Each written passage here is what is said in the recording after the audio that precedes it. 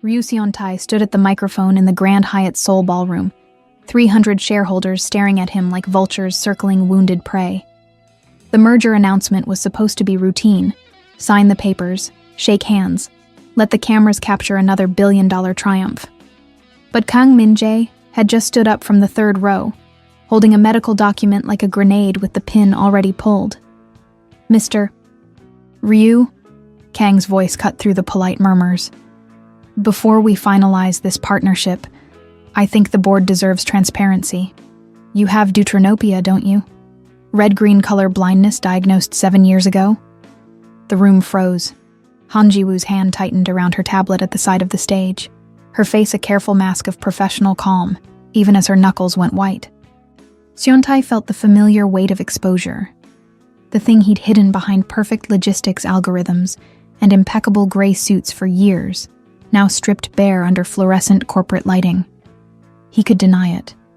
He could have his lawyers bury Kang in defamation suits before sunset. That was what a Cheeble heir would do, what his mother would demand he do. But then he remembered a rainy night in Lisbon 3 months ago.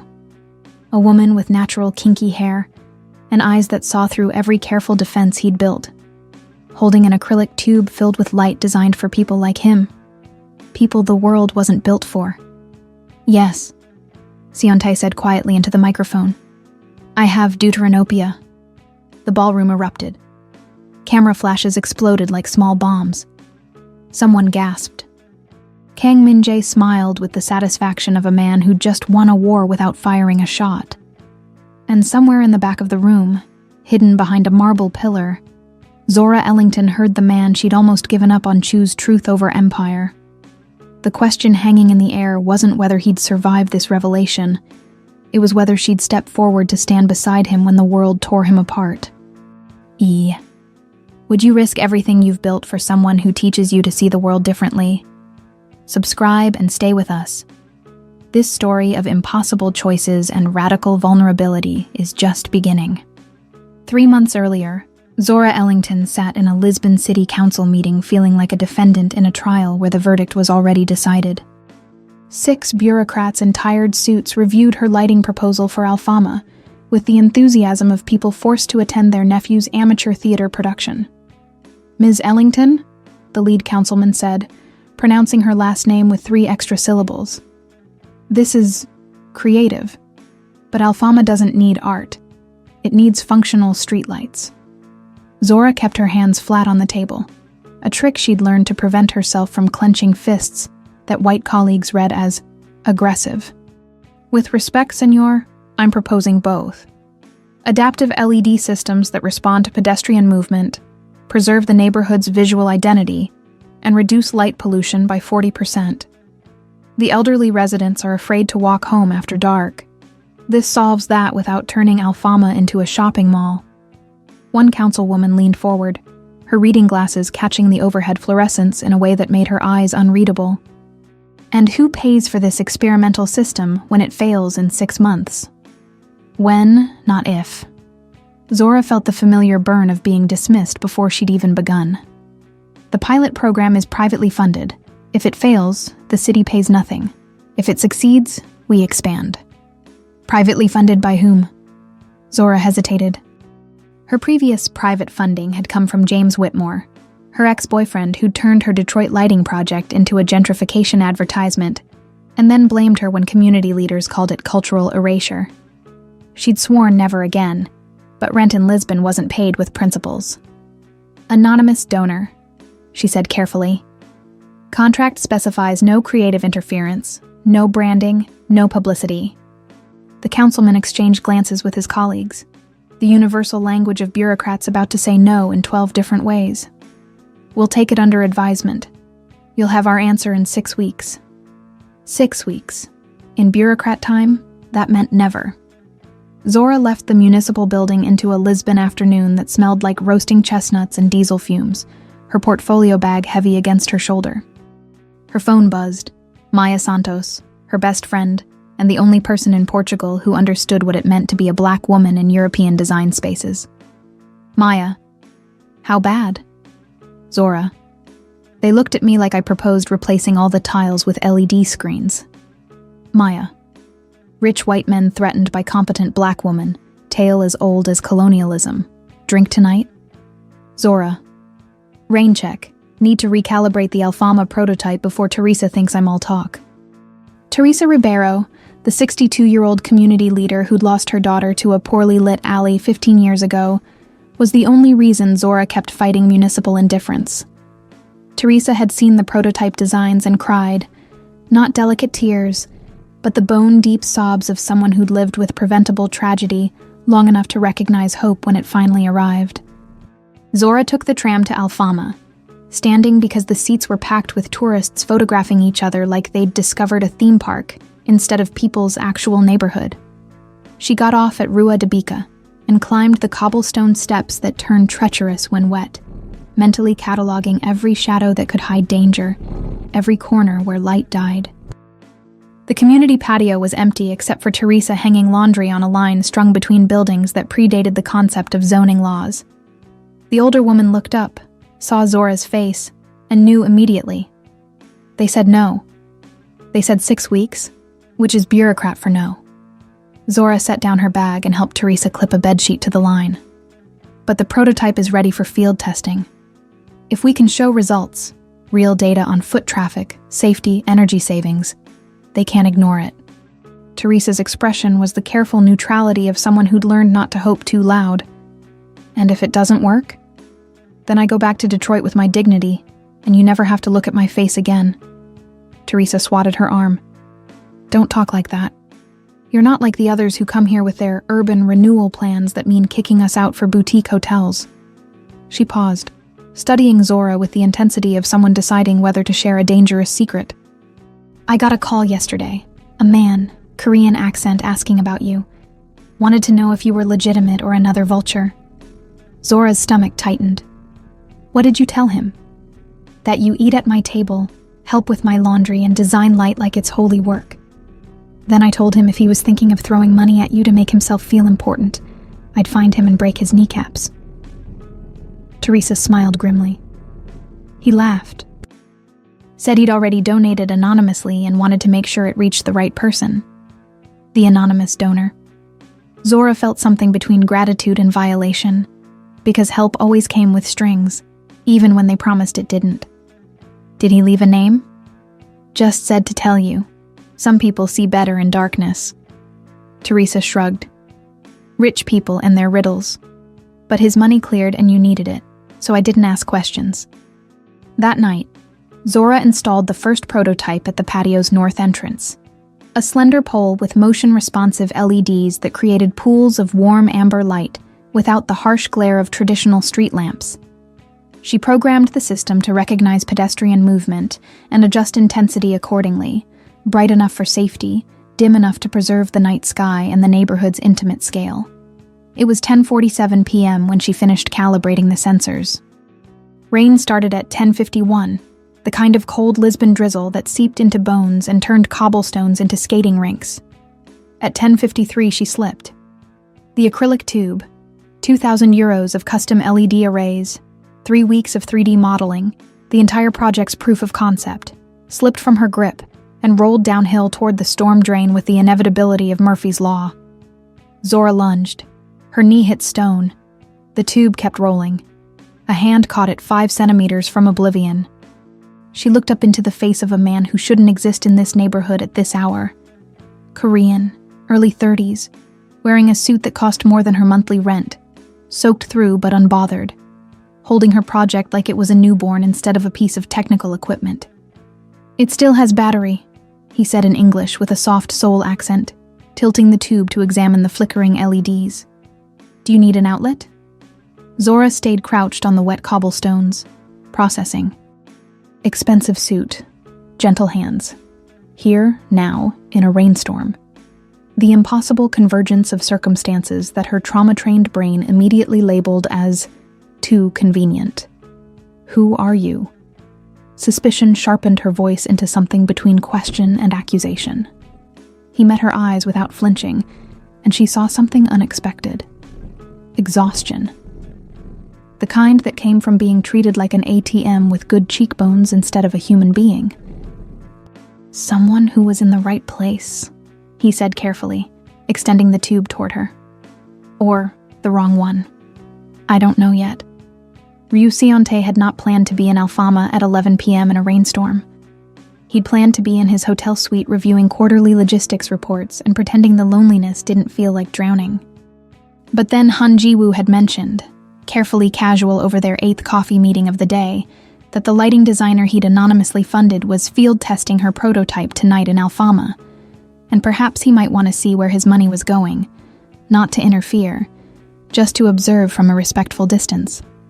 Jiwoo was his assistant, his gatekeeper, and occasionally his conscience. She knew him well enough to recognize when he needed an excuse to do something reckless disguised as due diligence. So he'd gone. Parked 3 blocks away, walked through rain that ruined his Tom Ford suit, and watched from the shadows as Zora Ellington created light with the focused intensity of a surgeon performing transplant surgery. He'd seen her TEDx talk 6 months ago, lighting as liberation, designing safety without surveillance, and been struck by the radical simplicity of her thesis, that poor neighborhoods deserved beautiful, thoughtful illumination, instead of harsh security spotlights that felt like occupation. She talked about Detroit, about how light could restore dignity without erasing identity, about designing for communities instead of for awards. She hadn't mentioned that she moved through space like water finding its level, or that her hands worked with the kind of precision that came from caring deeply about details invisible to most people, or that she was the most compelling person he'd ever seen who wasn't performing for cameras. And she definitely hadn't mentioned that she was black, which shouldn't have mattered, except that Sionte knew exactly what she'd face in spaces like Seoul, where diversity meant a white person at the conference table. When she slipped and the tube fell, his body moved before his brain approved the decision. Logistics genius, his board called him. The man who could optimize supply chains in his sleep, who saw patterns where others saw chaos. What they didn't know was that his deuteranopia had trained him to see structure instead of color, to recognize shapes and contrasts that normal vision missed. The tube was transparent, catching streetlight and rain in a way that made it easy to track even as it rolled. He snatched it without thinking, then looked up to see Zora staring at him with the defensive wariness of someone who'd been burned by helpful men before. "Who are you?" she demanded. Sionte could have said, Ryu Sionte, CEO of Hanbeat Maritime Solutions, Seoul's youngest self-made billionaire, the man whose anonymous donation is funding your project. But that would have made her look at him the way everyone looked at him, like a walking bank account. Someone who was in the right place, he said instead, offering her the tube. Or the wrong one. I don't know yet. She took the tube without taking her eyes off him, rising to her feet with the careful balance of someone navigating slippery ground in multiple senses. That's not an answer. Ryu Sionte. He bowed slightly. Not the deep formal bow of Korean business culture, but the subtle acknowledgement of shared space. I'm in Lisbon for a shipping conference. I heard about the Alfama project. I'm interested in adaptive urban systems. All technically true. All carefully incomplete. Zora studied him with the intensity of someone trained to spot lies.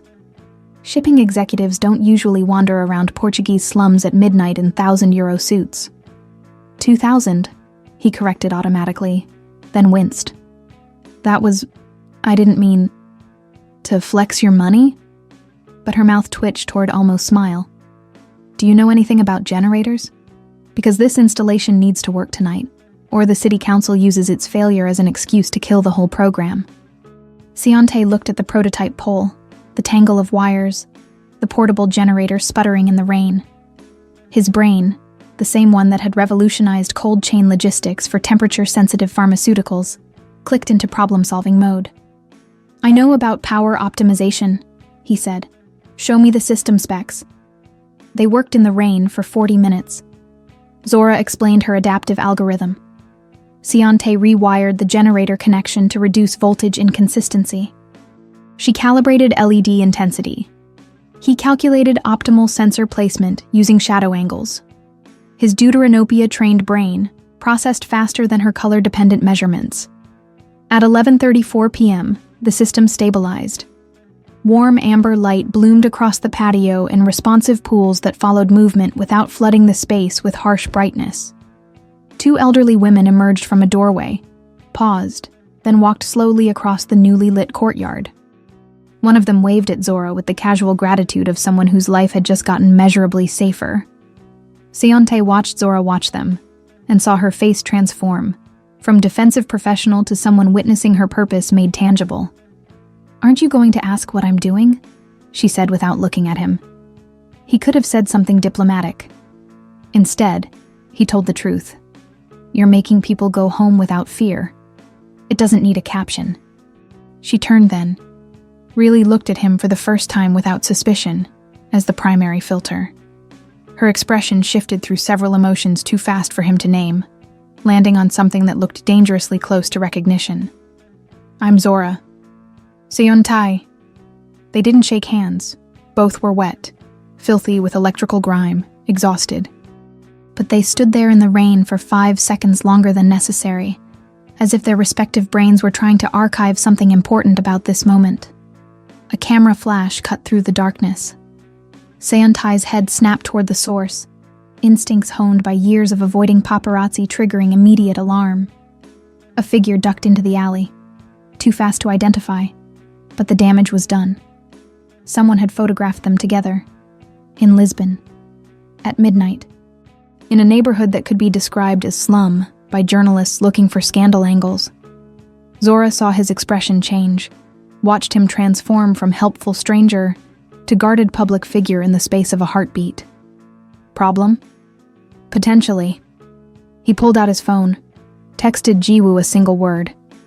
"Photo." Her response came in 3 seconds. "I'm on it." He looked back at Zora, calculated risks and potential damages, and made a choice. "I should go. This was..." "Don't." She crossed her arms, and he saw the walls going back up. "Don't do the thing where you were charming and helpful and then disappear like I imagined you. If you're about to ghost because someone took a picture, just say that. I'm a grown woman. I can handle honesty." The directness was so unexpected, so refreshing after years of corporate doublespeak and social performance, that Seontae almost laughed. "I'm not ghosting. I'm trying to protect you from being in tabloids tomorrow as Korean billionaire's Lisbon mystery woman." Zora blinked, processed. "Billionaire?" "Self-made," he clarified, as if that distinction mattered. "Maritime logistics. It's incredibly boring except for the money. And the tabloids. Those too." She looked at him for a long moment, then down at the tube in her hands, then back up with an expression he couldn't quite read. "The anonymous donor. Teresa said he was Korean. That was you." Not a question. An accusation. "Yes," Seontae said, "because lying would be worse. I saw your TEDx talk. I researched your work. You're trying to do something that matters with people who can't afford to pay you what you're worth. I wanted to help without me knowing," Zora finished. "Without me feeling obligated or compromised or like I owed you something." "Yes. That's either very thoughtful or very controlling." She studied his face like she was trying to solve an equation with too many variables. "I haven't decided which. Can I know when you do?" Despite everything, the rain, the exhaustion, the photograph that was probably already on its way to Korean gossip sites, she smiled, small, wary, but real. "Give me your number. I'll let you know." He did. She didn't call him that night, or the next day, or the day after that. But 4 days later, at 2:37 a.m. Seoul time, 6:37 p.m. Lisbon time, his phone lit up with a message from an unknown number. Unknown. I decided it's thoughtful. Suspicious and maybe paternalistic, but thoughtful. "Want to buy me coffee and explain why a billionaire cares about lighting design?" Seontae, who was reviewing container ship manifests in his glass-walled office overlooking Seoul's night skyline, felt something unfamiliar and dangerous unfold in his chest. Something that felt like possibility. Seontae. "Tomorrow. 7 p.m. your time. You pick the place.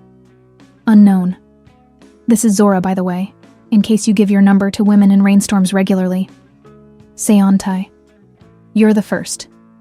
He stared at his phone for 3 full minutes after sending that text, wondering if he'd just made a brilliant decision or a catastrophic mistake. In Lisbon, Zora read his response, felt her stomach do something complicated, and decided not to overthink it. Some risks were worth taking, even when they came with paparazzi and gossip columns, and the kind of complications that definitely weren't in her project budget. The coffee shop Zora chose was aggressively unglamorous. Café Routine, a deliberately ironic name for a place frequented by broke artists, elderly Portuguese men arguing about football, and exactly 0 tourists who Instagrammed their lattes. She arrived 15 minutes early with her laptop, ordered a galon she didn't drink, and pretended to review project timelines while actually spiraling through increasingly paranoid Google searches. Ryu Seontae shipping brought up 847,000 results.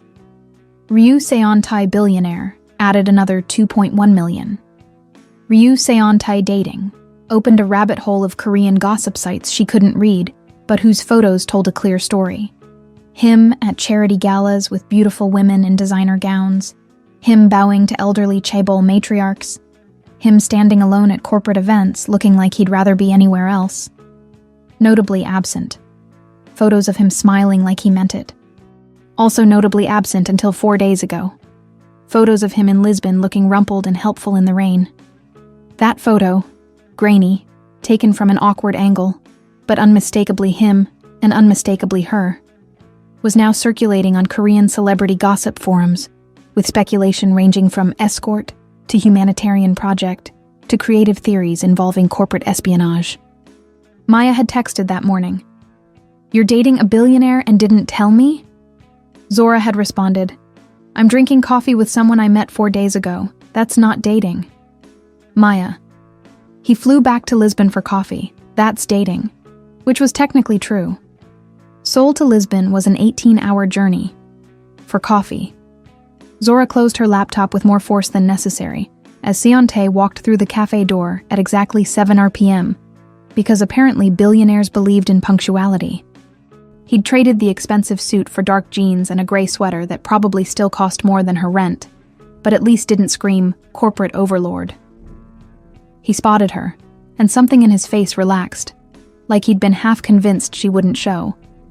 "You came back to Lisbon for coffee," she said, as he sat down across from her. Not a question, an opening move. "I came back because you asked," he corrected, signaling the server with a subtle gesture that suggested he'd spent time in service industry spaces. "And because I have shipping contracts in Porto that made the trip justifiable to my assistant, who thinks I'm reckless." "Are you?" Increasingly. The server appeared. Seontae ordered an espresso in Portuguese that was heavily accented but grammatically correct, which earned an approving nod from the elderly man at the next table. When the server left, Seontae folded his hands on the table and looked at Zora with the directness of someone done with small talk. "I need to tell you something that will probably make you walk out." Zora's defenses snapped up like riot shields. "If this is the part where you explain that your donation comes with creative control..." "No." He cut her off, sharp enough to surprise them both. "The donation has no strings. I put it in writing. Teresa has the contract. But there's something else." He paused, and she watched him decide how much truth to risk. "I have deuteranopia, red-green color blindness, diagnosed when I was 27 after I spent my entire life wondering why color coding systems never made sense to me." Of all the confessions Zora had braced for, that wasn't on the list. "You're colorblind. Specifically, I can't distinguish reds and greens reliably. They both look like variations of brown or gray. Blues and yellows I see fine." He met her eyes. "I'm telling you because you work with light and color, and I don't want you to find out later and think I was hiding a conflict of interest." Zora's brain raced through implications. Lighting design depended on spectral relationships, color temperature, the interplay of warm and cool tones. Someone who couldn't see those distinctions would theoretically be at a disadvantage in understanding her work. "Except the other night," she said slowly, "when you rewired the generator. You used contrast and shadow angle, not color-coded wires.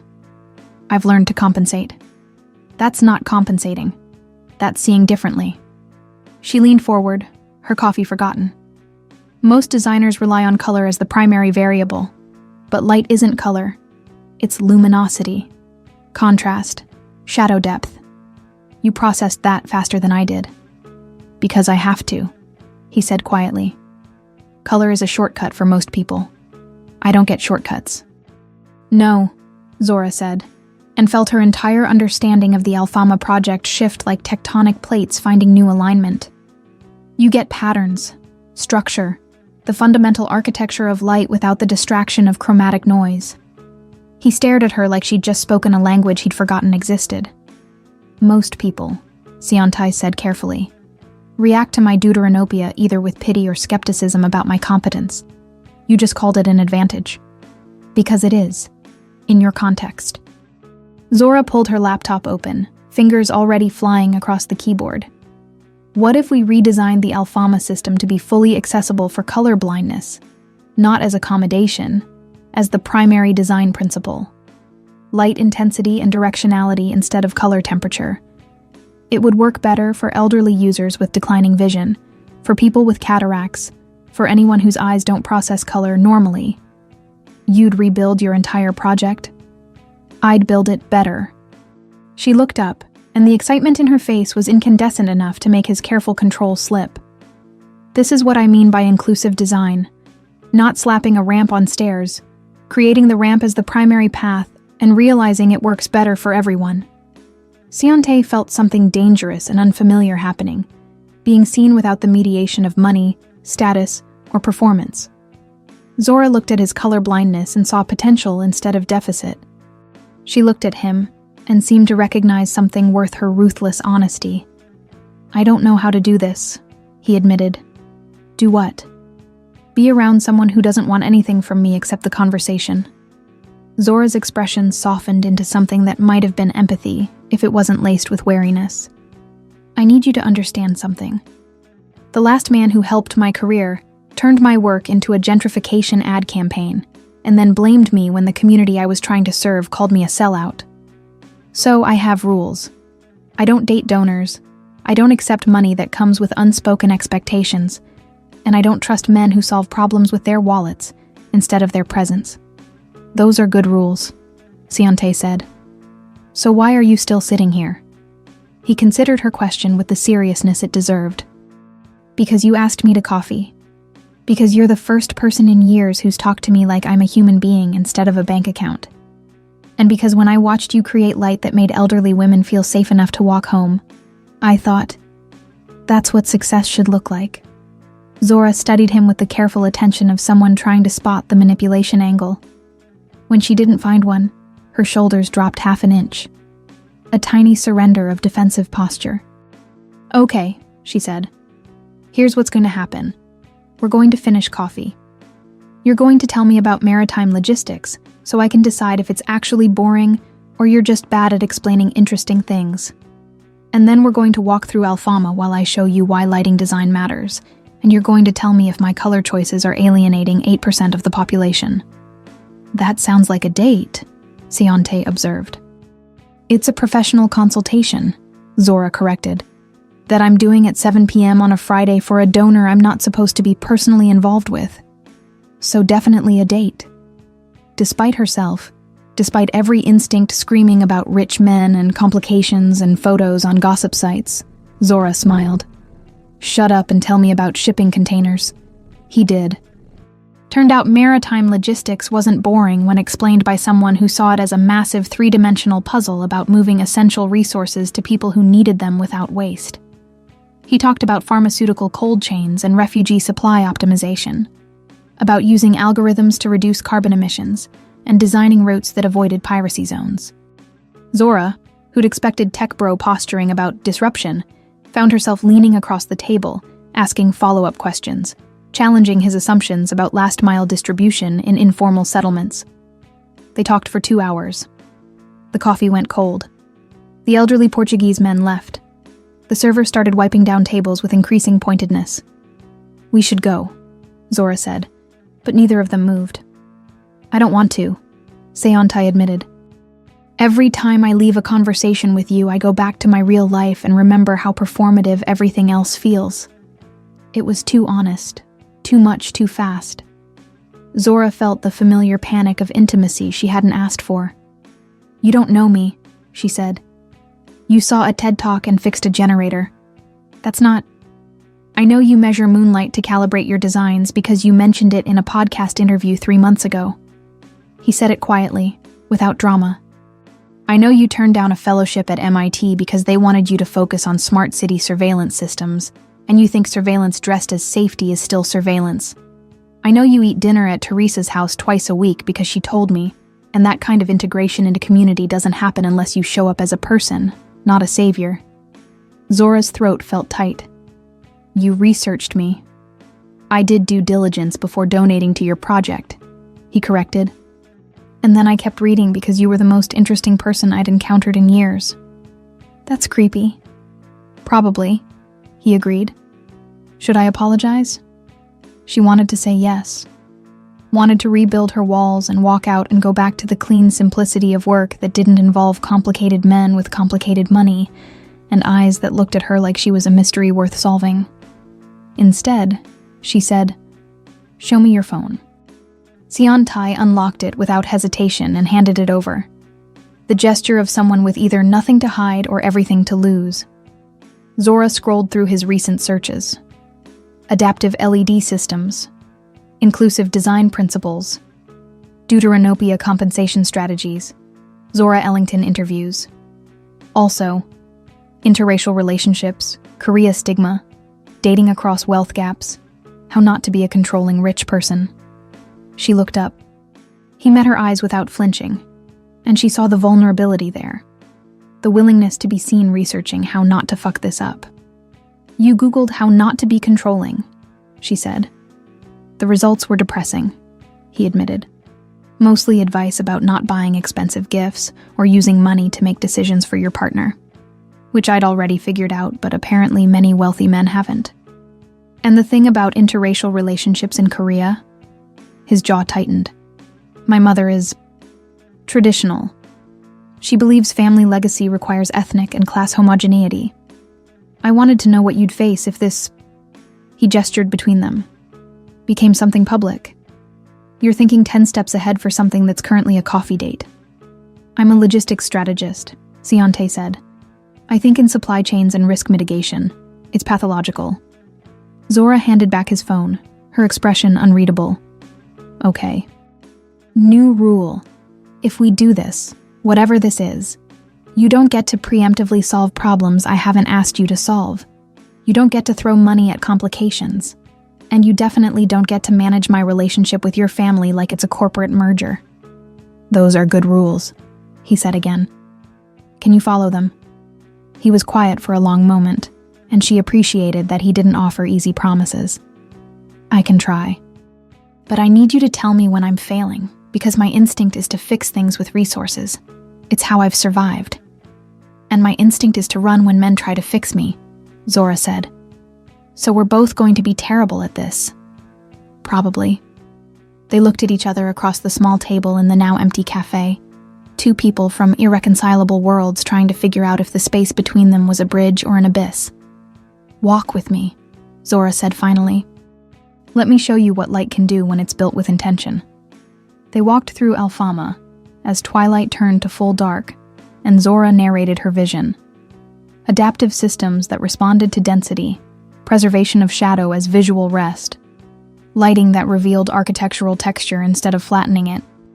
Xiantai watched how she moved through the space, greeting elderly residents, stopping to adjust a prototype sensor, kneeling to examine a cobblestone's reflective properties, and understood that this wasn't just professional work. This was love made tangible. At the top of a steep stone staircase, she stopped and pointed up. See that? No light pollution. You can actually see stars. Xiantai looked up at the Lisbon night sky, then back at her face illuminated by the soft amber glow of her own design, and thought, I am so far out of my depth. I see them, he said. What he didn't say, I see you, and you're brighter than any of them. But she heard it anyway, in the silence between words. and felt the dangerous flutter of something that might become trust if she was reckless enough to let it. Behind them, a camera clicked. They both tensed, scanned the darkness, saw nothing. "They're getting bolder," Seontae said grimly. "They?" Zora's stomach sank. "This is going to be a regular thing, isn't it? People following you, us. If we keep seeing each other, yes." He looked at her with painful honesty. "I can't give you privacy. I can pay for security, control the narrative through PR firms, threaten lawsuits, but I can't make you invisible. And I know that for you, invisibility is sometimes safety." It was the most privileged thing he could have said, and also the most perceptive. Zora had spent years navigating spaces where being noticed as a black woman meant being either exoticized or criminalized. The idea of choosing visibility, of being photographed and speculated about and reduced to billionaire's girlfriend, felt like volunteering for a different kind of violence. "I need to think," she said. "Of course."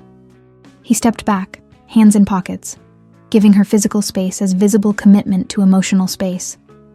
"I'm staying at the Palacio until Tuesday. If you want to see me, text. If you don't, I'll understand." He walked away before she could respond, disappearing into Alfama's labyrinth of alleys with the ease of someone who'd memorized the terrain. Zora stood under her own lighting design, feeling the weight of a decision she wasn't ready to make. Her phone buzzed. Maya, of course. "Maya, please tell me you didn't fall for the sad rich boy routine." Zora. He Googled how not to be controlling after our first conversation. Maya. Okay, that's actually emotionally intelligent, which is deeply unfair. Maya. But also he could hire someone to teach him to say the right things. Rich people do that. Zora. I know. I'm not naive.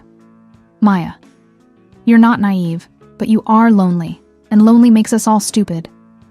Zora looked at her phone, at Maya's name on the screen, and felt the truth of it. She was lonely. She'd been lonely since James turned her work into a weapon, since she'd fled Detroit for Lisbon to escape the reputation damage, since she'd decided that keeping her work pure meant keeping everyone else at arm's length. But Seontae had held her project like it mattered, had confessed his colorblindness like trust was a risk worth taking, had researched interracial relationship stigma not to fix it, but to understand what she'd face. That wasn't manipulation. That was someone trying to show up with intention. Zora. I'm going to see him again. Maya. I know, just promise me. The second he tries to control you with money, you walk. Zora. I promise. She meant it. But she also couldn't shake the memory of his face when she'd called his deuteranopia an advantage. The shock of being seen as whole instead of deficient. Maybe they were both risks worth taking. For 3 weeks, it worked. Seontae flew between Seoul and Lisbon with a frequency that made Jiwoo ask pointed questions about priorities, and Zora rebuilt her lighting system with deuteranopia-friendly design as the core principle. They met in cafes, walked through Alfama, had working dinners where Zora sketched photometric plans and Seontae calculated scalability logistics. They didn't call it dating. They called it collaboration. The gossip sites called it an affair. The photos multiplied, them leaving cafe routine, walking the pier at Quais de Sodre, sitting on steps with takeout containers. The captions got creative. Korean shipping airs Lisbon distraction. Slumming billionaire or genuine romance. Who is the mystery designer? Zora's email inbox filled with interview requests from lifestyle magazines and 3 different documentary filmmakers. Her professional website traffic increased 400%, which sounds good until you realize most visitors were just trying to figure out who she was, in relation to a man they'd already decided was more interesting. Teresa noticed the change. You have that look, she said one afternoon while they installed a new sensor cluster. What look? Like you're waiting for the other shoe to drop. Teresa handed her a screwdriver without being asked. The practiced choreography of people who'd worked together long enough to anticipate needs. He's a good man. I see how he looks at you. But good men with too much money still break things accidentally. I know, Zora said quietly. Do you? Teresa's weathered hands stilled on the wiring. Because I see you building contingencies. Separate bank accounts for the project funding. Coffee dates, but never dinner at his hotel. You're protecting yourself like you expect him to betray you. The last man I trusted turned my work into a gentrification brand and then ghosted when the community backlash started. Zora tightened a mounting bolt with more force than necessary. So yes, I'm protecting myself. That's called learning from experience. It's also called not giving him a real chance, Teresa said, not unkindly. I'm not saying trust blindly, but I am saying you can't build something real when you're always standing with one foot out the door. Before Zora could respond, her phone rang. Unknown. Sole number. Ms. Ellington? A woman's voice, crisp Korean-accented English, professional warmth that didn't reach through the phone line. This is Han Ji-woo, Mr. Ryu's executive assistant. Do you have a moment? Zora's stomach tightened. Is Seon-tae okay? He's fine, but there's a situation that requires your attention. Ji-woo's pause was surgical. You're aware of the media coverage regarding your relationship? The speculation, yes. Zora kept her voice neutral, aware that Teresa was listening. Mr. Ryu's mother has become aware of that speculation. She's requesting a meeting. Requesting. The corporate euphemism for demanding. Does Seon-tae know you're calling me? No, Ji-woo admitted. He would tell you to refuse because he's trying to shield you from family pressure. But I've worked for him for 8 years, Ms. Ellington, and I know that avoiding his mother only makes the eventual confrontation worse. She will find a way to meet you. Better it happens on terms you can partially control. Zora appreciated the honesty, even as it made her want to throw her phone into the Tagus River. What does she want? To assess whether you're genuine or an opportunist. Ji-woo's tone was carefully neutral. She's been burned before by someone who used her son for social access. She's protective to the point of toxicity. And you're calling me because I think you're genuine, Ji-woo said quietly. And because someone should warn you that Ryu Myung-ja doesn't fight fair. She'll investigate your finances, your past relationships, your family. She'll offer you money to leave him. If you refuse, she'll escalate to public pressure. Why are you helping me? I'm helping him, Ji-woo corrected. He's been alone so long he's forgotten what it looks like to need someone. You've reminded him. That's valuable. Worth protecting. Zora closed her eyes, feeling Teresa's worried gaze on her back. When does she want to meet? She's in Lisbon. Tomorrow, 3 p.m., at the Palacio Hotel Terrace. She's made reservations under her name. Of course she was in Lisbon. Of course she'd flown 18 hours to ambush her son's not-quite-girlfriend in person. Tell her I'll be there, Zora said, and ended the call before she could reconsider. Teresa was frowning. That didn't sound good. His mother wants to meet me. Zora sat down on the cobblestones, suddenly exhausted. To decide if I'm worthy of her billionaire son. And if she decides you're not? Then I guess we find out if Seon-tae chooses his inheritance or his lighting designer. The Palacio Terrace was aggressively beautiful in that way. Expensive hotels perfected, white tablecloths, silent servers, a view of the Tagus that felt like purchased serenity. Ryu Myung-ja sat with her back to the view, because she didn't need to look at scenery to prove she could afford it. She was smaller than Zora expected, barely 5'3", but she occupied space like someone who'd spent decades in rooms where her presence determined outcomes. Chanel suit, pearl brooch, hair in a severe bob that probably cost more to maintain than Zora's monthly rent. Her face was mask smooth, either excellent genetics or excellent surgeons, but her eyes were surgical in their assessment. Zora wore her best blazer, natural hair in a bun, minimal jewelry. She'd debated whether to dress up or down, then realized any choice would be read as strategy. So she chose authenticity, professional, but not apologetic. Ms. Ellington. Myung-ja didn't stand, didn't offer a hand. A server pulled out Zora's chair. Thank you for meeting me. As if I had a choice, Zora thought, but said, Mrs. Ryu. Tea? Without waiting for an answer, Myung-ja gestured to the server, who poured something pale and floral into delicate cups. I'll be direct. My son is brilliant at logistics and terrible at people. He mistakes intensity for intimacy. Every few years, someone catches his attention, usually someone altruistic, doing important work, and he convinces himself it's connection when it's actually fascination with novelty. Zora sipped tea she didn't want, using the pause to control her response. You think I'm a novelty? I think you're the first black woman he's dated publicly, which adds exotic appeal. Myung-ja said it with the casual racism of someone who considered it objective observation. I think your work is genuinely impressive, which makes you a more compelling distraction than the actresses and socialites who usually pursue him. And I think you're smart enough to recognize that association with him brings funding, visibility, and opportunities you couldn't access otherwise. You think I'm using him? Zora said flatly. I think you're human, and humans optimize for survival. Myung-ja set down her cup with a precise click against the saucer.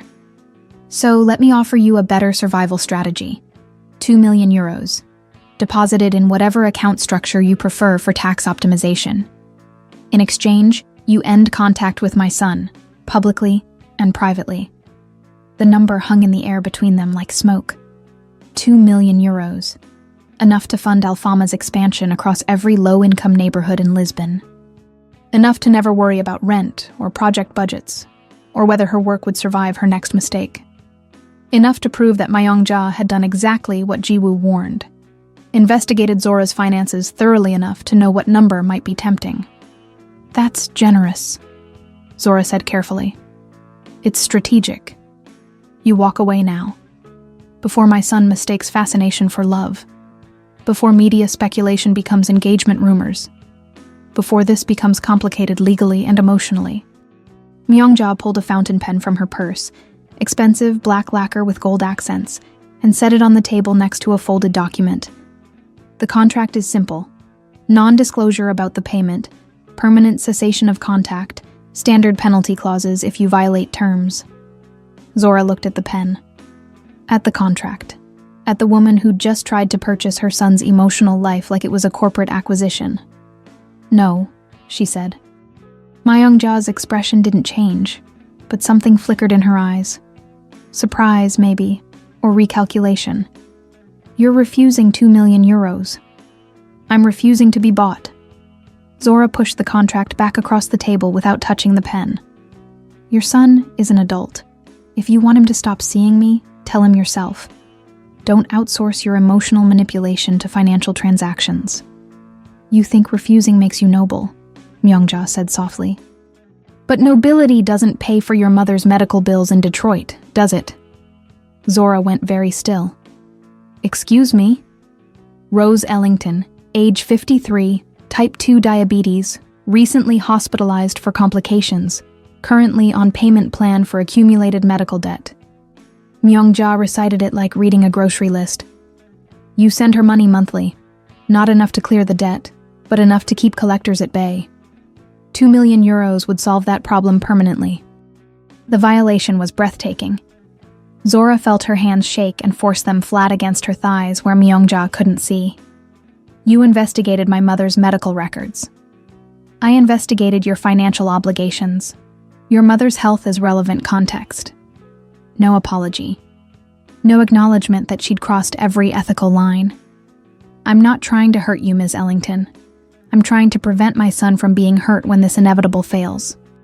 He's been lonely so long that he mistakes any genuine human connection for destiny. Maybe, Zora said, surprised by how steady her voice was. He's been lonely because his mother investigates everyone who gets close to him and offers them money to leave. For the first time, Myung-ja's mask cracked. Just a hairline fracture, but visible. His father had an affair with an artist 20 years younger. She pretended to love him, took photos in private moments, sold them to tabloids when he tried to end it quietly. The scandal almost destroyed our family's business. Seontae was 14. He watched his father publicly humiliated, watched our stock price crater, watched me clean up the mess while pretending our marriage wasn't bleeding out. Zora heard the pain beneath the control, but refused to let it excuse the violation. I'm sorry that happened, but I'm not her. And your son is not your husband. He's exactly like his father, Myungja said quietly.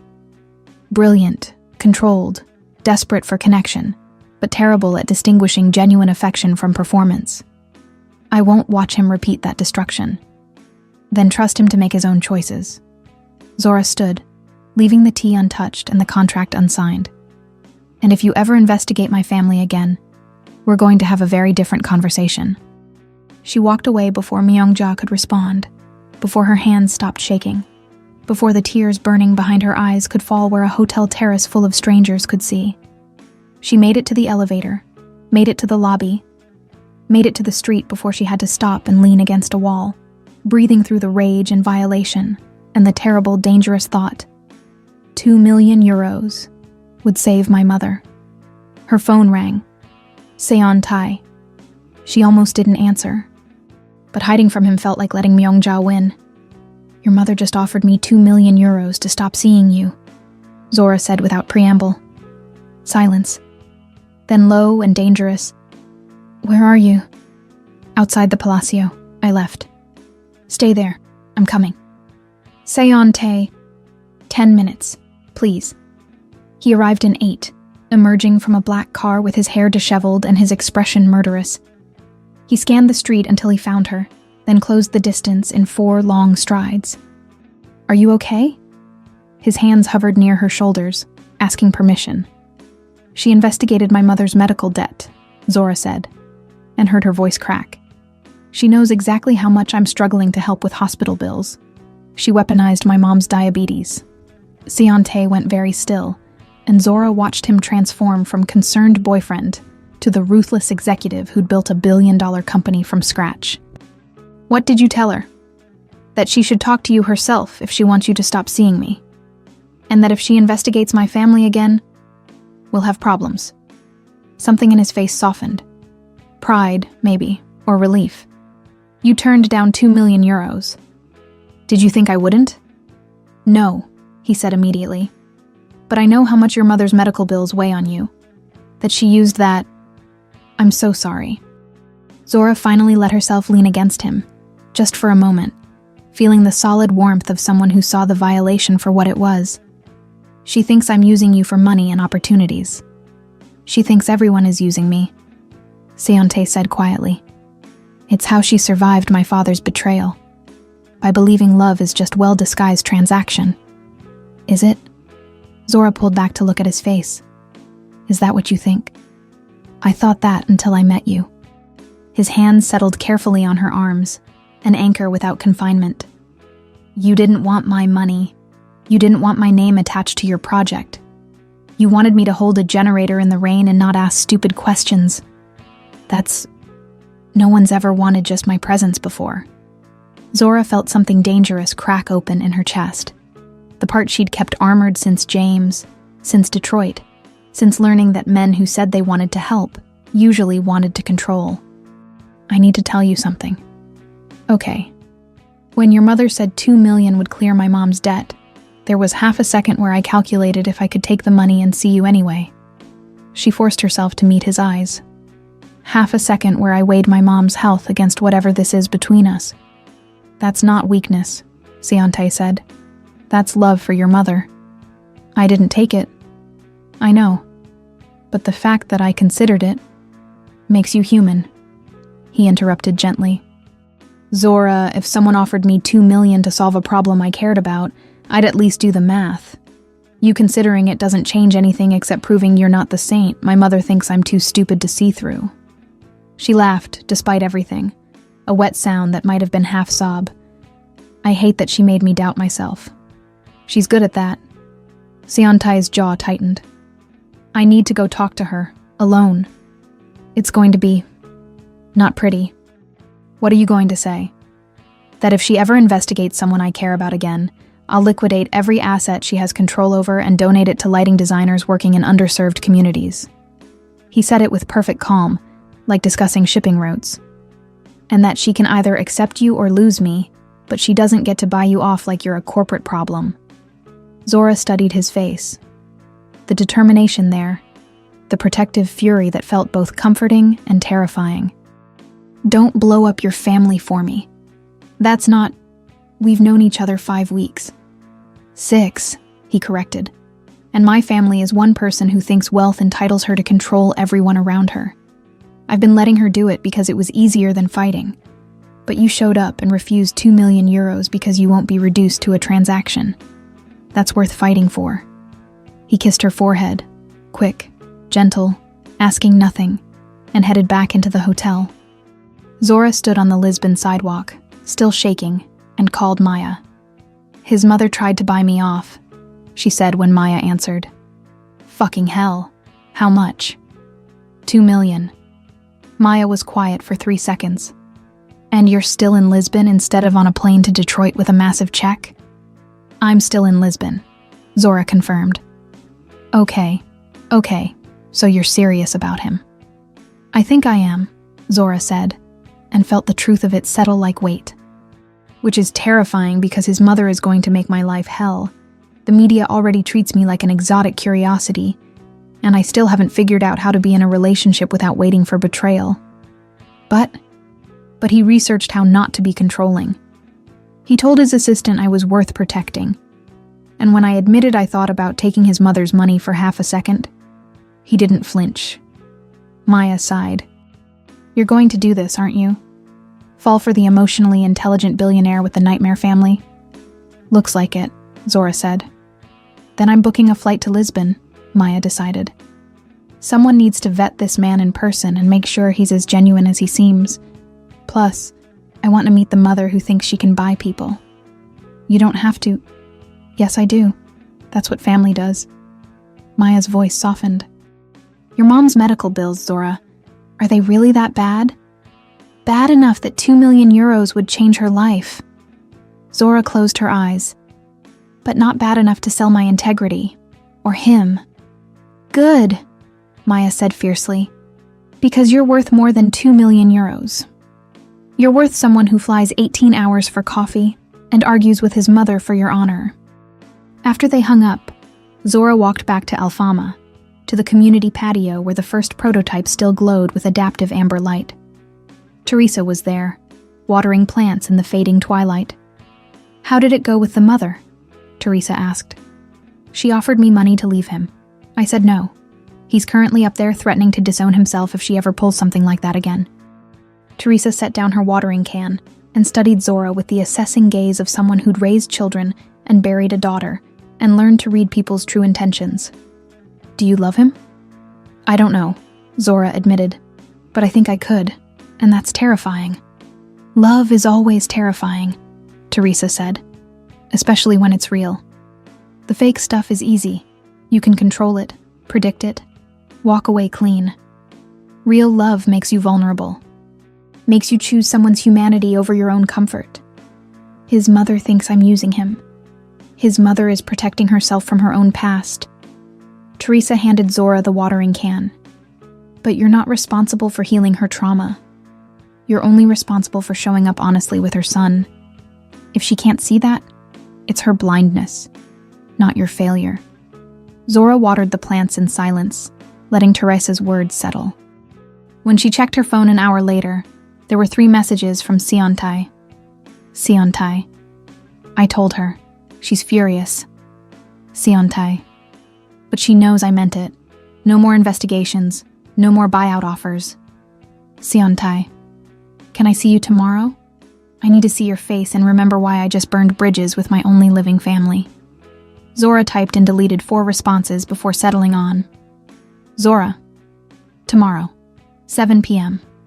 My studio. We need to talk about what happens next. Because if they were doing this, really doing this, they needed to name it clearly. No more calling it collaboration when it was a relationship. No more pretending the stakes weren't enormous.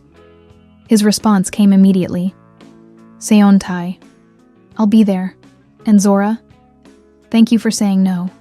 Not for me. For you. You deserve to make that choice on your terms.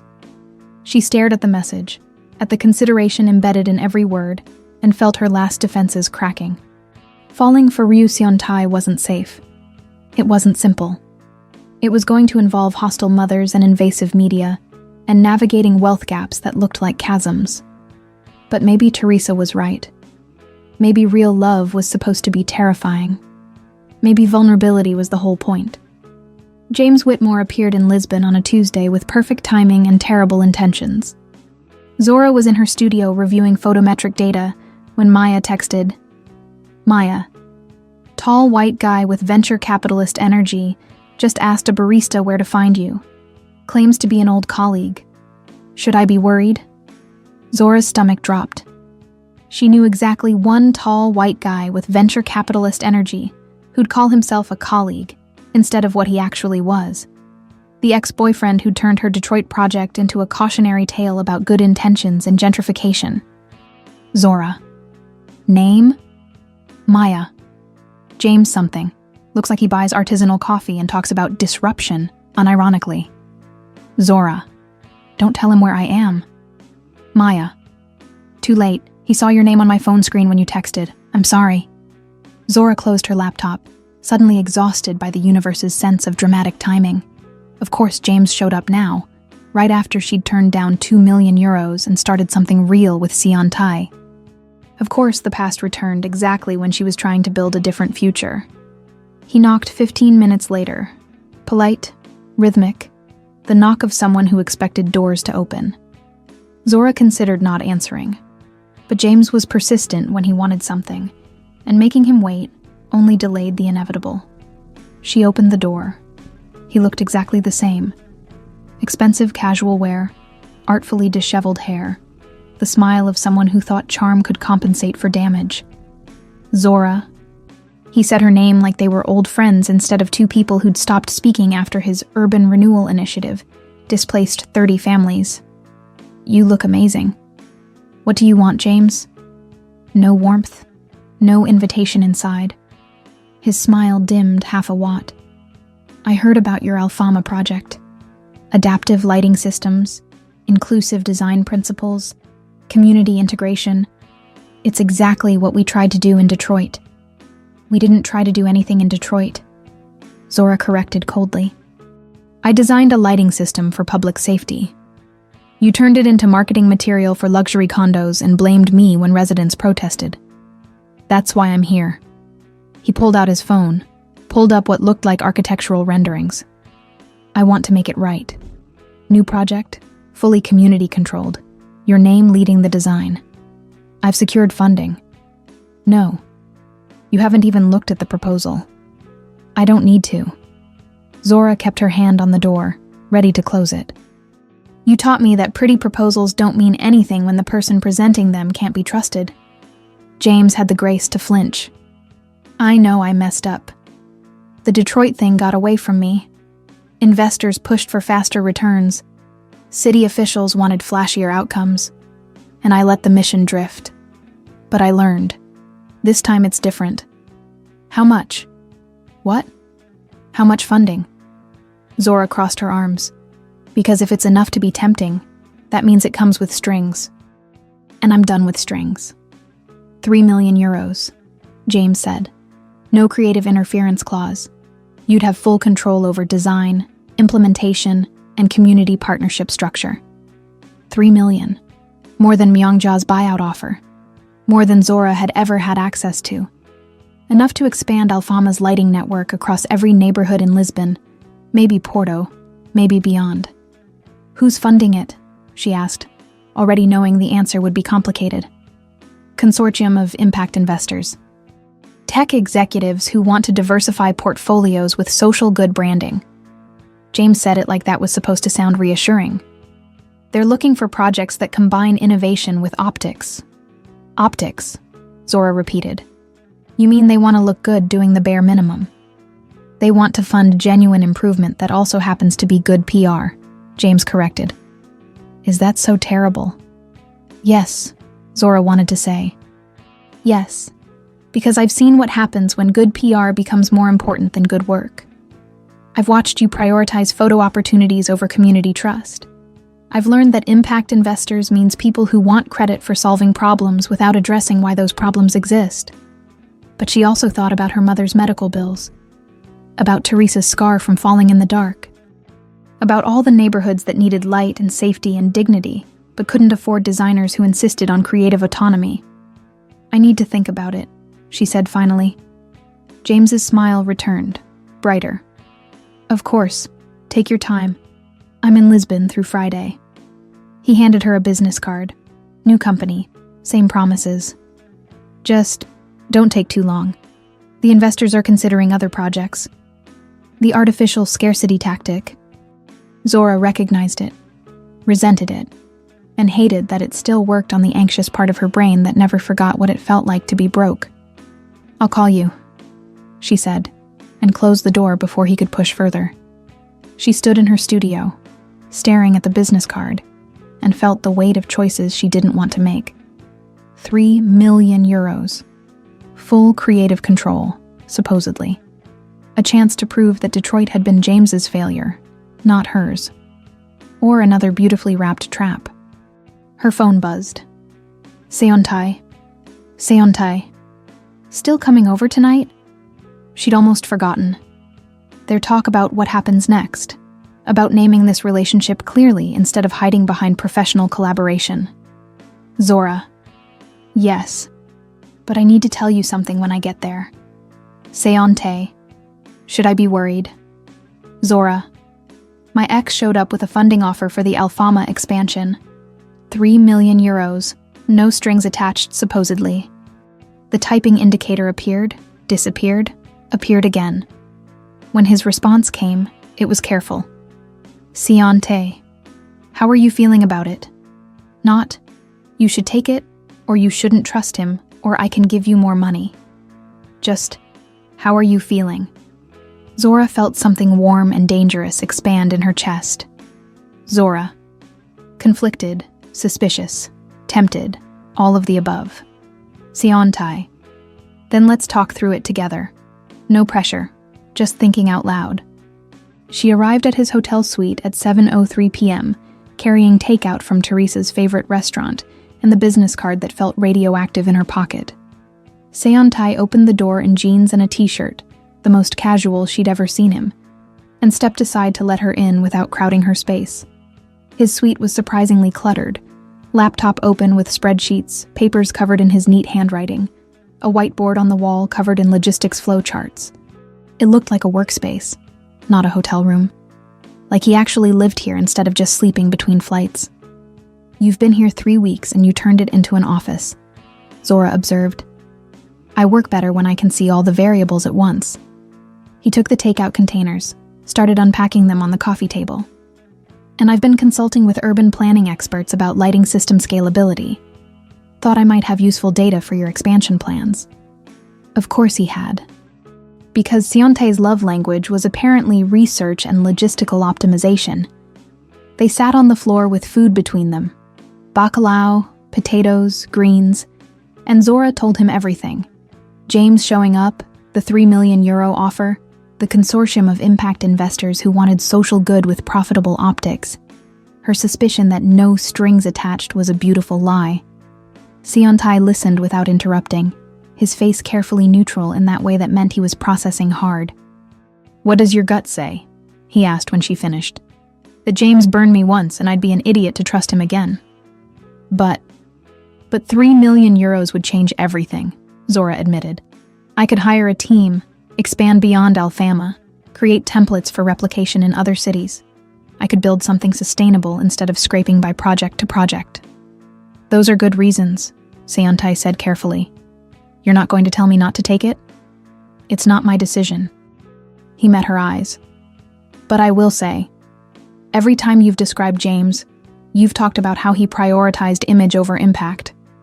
And this offer, 3 million from investors who want good PR, sounds like the same pattern with a bigger budget. Zora set down her fork, appetite gone. You think I shouldn't take it? I think you should ask what creative control actually means when your funder's primary goal is optics. He hesitated then. Can I show you something? He pulled up his laptop, opened a spreadsheet that made Zora's eyes cross. When I built Handbit, I had 3 major funding offers. 2 were from venture capital firms that wanted fast growth and flashy metrics. 1 was from a smaller institutional investor that wanted sustainable expansion, even if it meant slower returns. I took the small investor. Why? Because when I asked about decision-making authority, the VC firms had 14-page contracts about board oversight and performance benchmarks. The institutional investor had a 2-page agreement about quarterly reporting and mission alignment. The paperwork told me who actually believed in autonomy versus who wanted control disguised as partnership. Zora felt something click into place. You're saying I should look at James's contract terms. I'm saying that people who genuinely respect your autonomy don't need complex legal structures to prove it. They just step back and let you work. Like he'd done, Zora realized. Anonymous donation, no branding requirements, no pressure for acknowledgement. He'd funded her work and then shown up to help with generators in the rain. Not because he wanted credit, but because the work mattered. What if the contract is clean? She asked. Then maybe he's changed. Isionte's expression was carefully neutral. People do change, sometimes. But you don't think he has. I think, Sionte said slowly, that men who've built careers on using other people's creativity for their own advancement rarely wake up one day and decide to be selfless. But I also think I'm biased because I'm falling for you, and I don't trust your ex's motivations. The room went very quiet. You're falling for me, Zora repeated. Sionte looked at her with painful honesty. Yes. Which is why you shouldn't weight my opinion too heavily on this. I want you to have the resources you need. I also want James Whitmore on a different continent where he can't hurt you again. Those desires are in conflict. Zora's heart was doing complicated things in her chest. This is the conversation we were supposed to have. About what happens next. About naming this. Yes. So name it, she said. What is this? Sionte set down his laptop, gave her his full attention in that intense way that made her feel like the only person in the world. I'm falling in love with you. I know it's too soon. I know we have impossible complications. I know my mother is a nightmare and the media won't leave us alone and there are wealth dynamics we haven't figured out how to navigate. But when I'm with you, I remember what it feels like to be seen as a whole person instead of a bank account. You make me want to be better than my worst instincts.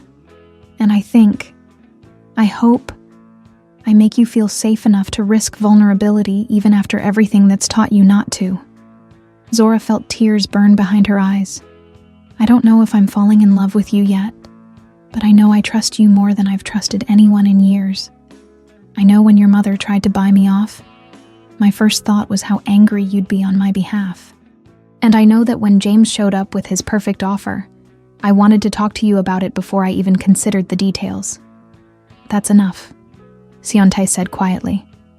That's more than enough for now. They sat in silence, the food cooling between them. And Zora felt something fundamental shift. This was real. Messy, and complicated, and real. Not a collaboration or a friendship with potential, or whatever euphemism she'd been using to protect herself. This was her falling in love with a Korean billionaire who saw her color blindness as innovation instead of limitation, who researched relationship dynamics to avoid being controlling, who'd threatened to disown himself to protect her dignity. I need to see James's contract, she said finally. And I need you to look at it with me. Not to decide for me, just to help me see the traps I might miss because I want the money to work. I can do that, Sionte said. And I need you to promise that if I take his offer and it blows up in my face, you won't say, I told you so. I promise. Even though you'll be thinking it. I'll think it very quietly, he agreed, and she laughed despite everything. They finished dinner talking about logistics, how to request contract terms without signaling suspicion, what red flags to look for in funding agreements, contingency plans if James's offer was exactly as predatory as they both suspected. It was the least romantic date Zora had ever had. It was also the most intimate, because Sionte treated her professional crisis like it mattered as much as their personal relationship, because he offered expertise without demanding authority, because he made space for her to be uncertain without rushing her toward resolution. When she left at midnight, he walked her to the door and kissed her forehead again. Gentle, patient, asking nothing. You'll figure it out, he said. You're the smartest person I know. Zora walked back to her apartment through Lisbon's late-night streets, past her own lighting installations glowing amber, and felt the weight of decisions she still had to make. But for the first time in years, she didn't feel alone in making them. James sent the contract the next morning with a subject line that made Zora's teeth hurt. Partnership for Radical Change. 3 exclamation points, the grammatical equivalent of overselling. She forwarded it to Seontae without opening it, with a single line. Help me see what I'm missing. His response came in 20 minutes. Seontae. Reviewed. Can you come to my suite?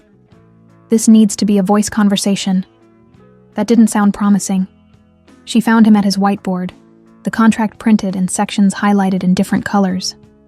He'd color-coded it, then presumably realized she'd need labels since he couldn't reliably distinguish his own system, so each section had sticky notes. Green Saturs standard, yellow Saturs concerning, red Saturs deal breaker. There was a lot of yellow. 2 red sections. Show me, Zora said, setting down her bag. Seontae pointed to the first red sticky note.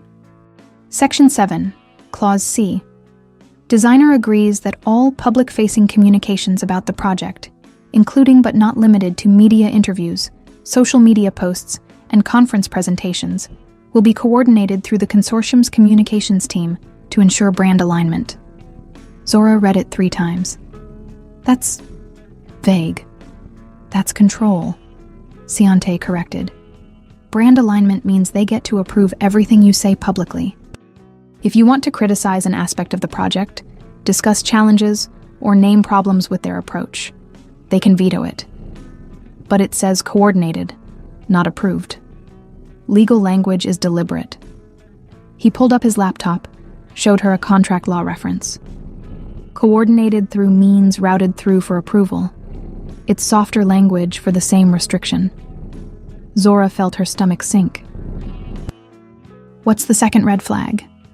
Section 12, Clause F.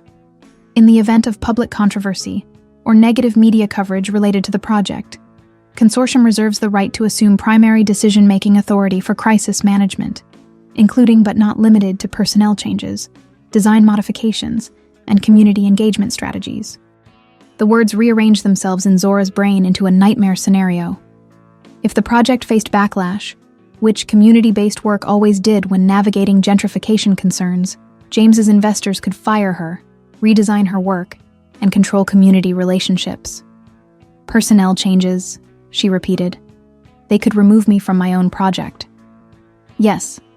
Seontae's voice was gentle but firm. This contract gives you creative control right up until the moment they decide you're a liability. Then they own everything.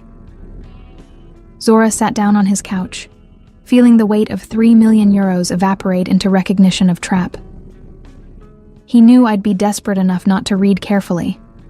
Or he's betting that you'd be so grateful for the funding you'd accept terms you'd normally refuse. Seontae sat beside her, careful not to crowd. I'm sorry. I know you wanted this to be legitimate. I wanted to believe people could change, Zora said quietly. I wanted to believe James learned something from Detroit. Maybe he did.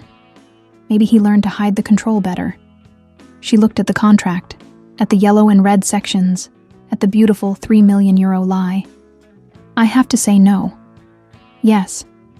Even though it means staying small. Even though it means turning down resources that could help people. Even though, Seontae agreed. Because accepting this doesn't help people.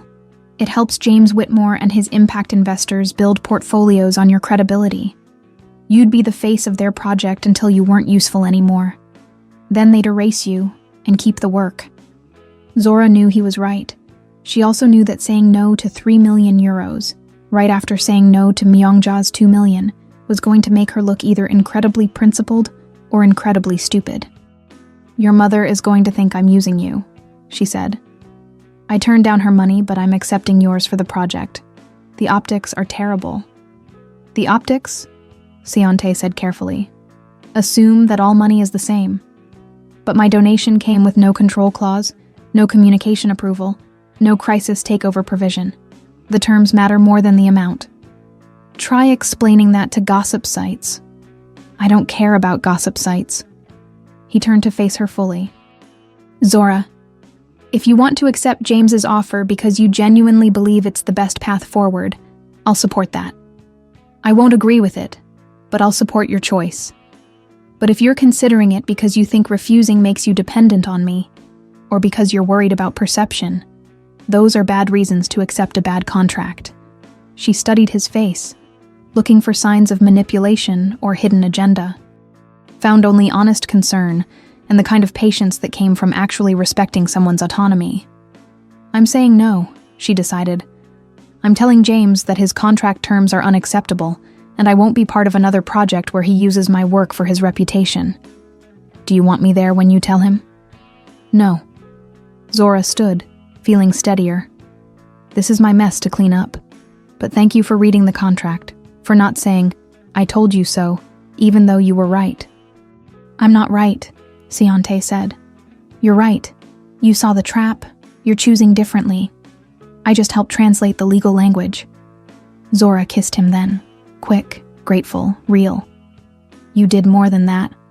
But I'll let you believe you just translated. She called James from her studio, putting him on speaker so Maya, who'd insisted on being present, could witness. Zora? James sounded pleased, expectant. Did you review the contract? I think you'll find the terms are incredibly generous. Section 7. Clause C gives your investors approval over all my public communications, Zora interrupted. Section 12. Clause F lets them remove me from the project if there's negative media coverage. Those aren't generous terms. Those are control mechanisms. Silence. Then, those are standard protective clauses. We're investing 3 million euros. We need some oversight. You need ownership, Zora corrected. And I'm not interested in being the face of your project until I become inconvenient. So I'm declining. You're turning down 3 million euros because of standard contract language. James's voice sharpened with frustrated disbelief. Do you know how many designers would kill for this opportunity? Then offer it to them, Zora said. I'm sure you'll find someone willing to trade their autonomy for funding. But it won't be me. Not again. This is about Detroit, James said, like he'd just figured out the answer to a difficult problem. You're still angry about a project that ended 3 years ago. I'm not angry, Zora said, surprised to find it true. I'm just done letting you use my work to make yourself look better. Good luck with your impact investors, James. I hope you find a designer who doesn't read contracts carefully. She ended the call before he could respond. Maya was grinning. That was the most professionally brutal conversation I've ever witnessed. I've been practicing boundaries, Zora said. Turns out they get easier with repetition. Her phone buzzed immediately. Unknown number. Unknown. This is Han Ji-woo. Siontai told me you might need crisis PR support if your ex tries to spin this badly. I have contacts at 3 major outlets. Say the word, and I'll make sure the narrative stays accurate. Zora stared at the message, at the offer of protection she hadn't asked for but desperately needed. Zora. Thank you. I'll let you know if James tries anything. Ji-woo. Also, you're good for him. He's less robotic when he talks about you. That's valuable. Ji-woo. Don't tell him I said that. Zora smiled despite everything. Zora. Your secret is safe. She looked at Maya, at her studio full of half-finished designs, at the Alfama prototype schematics on her wall. I just turned down 5 million euros in 1 week. Because both offers came with strings attached to your throat, Maya pointed out. That's not refusing money. That's refusing strangulation. Sionte's money came with strings too, Zora said quietly. They're just the kind I can live with. Because his strings are, please do good work, instead of, let me control your narrative, Maya said. There's a difference. His mother doesn't think so. His mother is projecting her own trauma onto every woman who gets close to her son. Maya stood, stretched. But that's her problem to fix, not yours. Zora hoped that was true. But she couldn't shake the feeling that Ryu Myong-ja wasn't done trying to separate them, and that the next attempt would be more sophisticated than a simple buyout offer. The summons came 2 weeks later. Seon Tai needed to return to Seoul for an emergency board meeting. Kang Min-jae, his corporate rival, had filed a motion questioning his capacity for leadership based on undisclosed medical conditions and personal distractions. Deuteranopia and Zora, weaponized as corporate ammunition. "I have to go," Seon Tai told her over coffee, his face drawn with exhaustion. "If I don't show up and defend myself, Kang can push through a hostile board restructure. I could lose controlling interest in my own company." "How long?" Zora asked. "Week, maybe 2. Depends on how ugly it gets." "And your mother?" "We'll use this as proof that I'm distracted by our relationship." He said it flatly, without drama. "She'll frame it as, if he can't manage his personal life without corporate consequences, he's not fit for leadership." Zora felt the trap closing. "If you choose me, you lose your company." "No," Seontae said firmly. "If Kang succeeds in his power play, I lose my company. You're not the cause. You're the excuse he's using." That's a semantic distinction. It's an important one. He reached across the table, took her hand. "I'm not choosing between you and my company. I'm fighting to keep both. But I need you to know, if it comes down to a choice, I'm choosing you." "Don't," Zora said, pulling her hand back. "Don't make me responsible for you losing everything you've built. You're not responsible. Kang is responsible. My mother is responsible for feeding him ammunition. The corporate culture that treats colorblindness as weakness is responsible." His voice was steady but intense. "You're the first good thing in my life that has nothing to do with obligation or image. I'm not sacrificing that for a company that thinks my deuteranopia makes me incompetent." Zora wanted to argue, wanted to tell him he was being reckless, that companies were tangible and relationships were risks, that she wasn't worth blowing up his career. But she'd heard the exhaustion in his voice when he talked about board meetings, had seen him come alive when discussing lighting design and community impact, had watched him choose honesty over image control again and again. "Go to Seoul," she said finally. "Fight for your company, win this battle, and then we'll figure out what comes next." "Come with me," Seontae said suddenly. "What?" "Come to Seoul. Let me introduce you properly, not as a scandal, as a partner. Let the board see that you're not a distraction. You're someone who makes me better at strategic thinking." He leaned forward, urgent. "Kang is using you as a weapon, because he's betting I'll hide you. If you show up instead, if you're transparent and impressive and completely yourself, it disarms his whole strategy." Zora's heart was pounding. "You want me to meet your corporate board and your mother simultaneously?" "I want them to see what I see," Seontae said. "Someone brilliant, principled, who builds systems that matter. Someone worth defending." It was either the best idea or the worst idea Zora had ever heard. Flying to Seoul, walking into the lion's den of Korean corporate culture, and Myongja's disapproval, letting herself be visible in exactly the context that made her most vulnerable. "I need to think about it," she said. "Of course." He stood, left money for coffee. "I'm flying out tomorrow night. If you decide to come, let Jiwoo know. She'll handle logistics. If you decide to stay, I'll understand." He kissed her forehead and left before she could say anything else. Zora sat in the cafe, staring at her untouched coffee, and called the one person whose opinion she trusted without reservation. "Mom," she said when Rose Ellington answered. "I need advice." "Is he worth it?"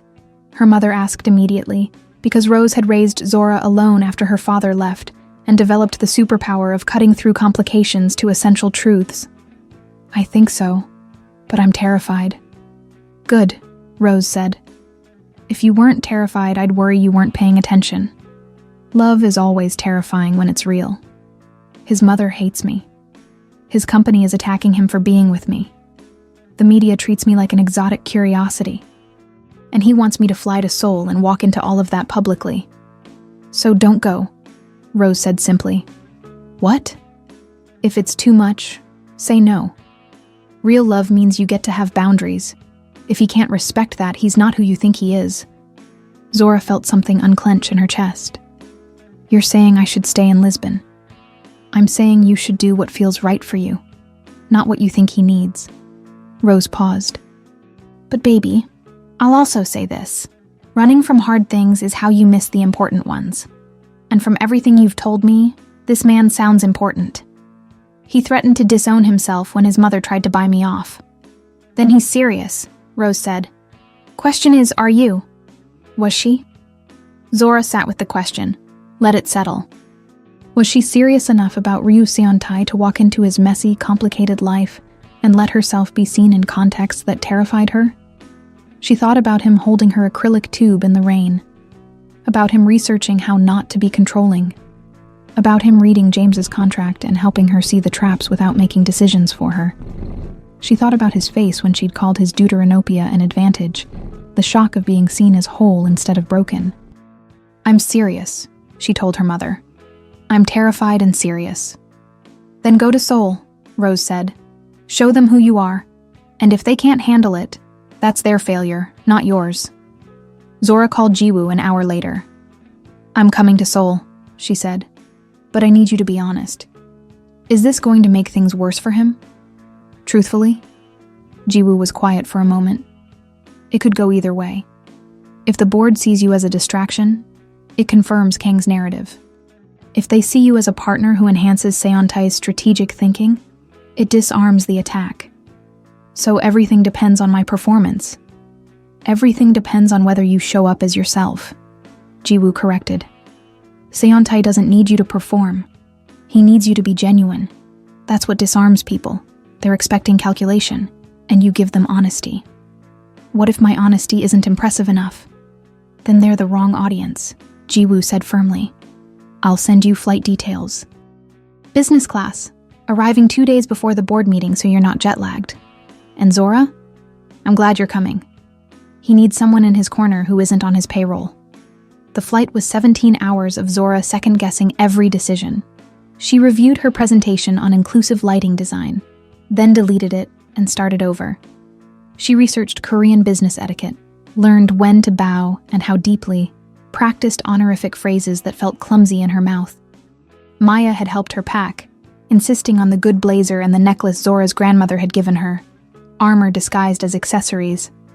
Seontae met her at Incheon Airport at 6 a.m., looking exhausted and relieved in equal measure. He didn't hug her. Too public, too many cameras. But his eyes said everything his hands couldn't. You came, he said quietly. I'm terrified, she admitted. Me too. He took her carry-on bag. But we're terrified together.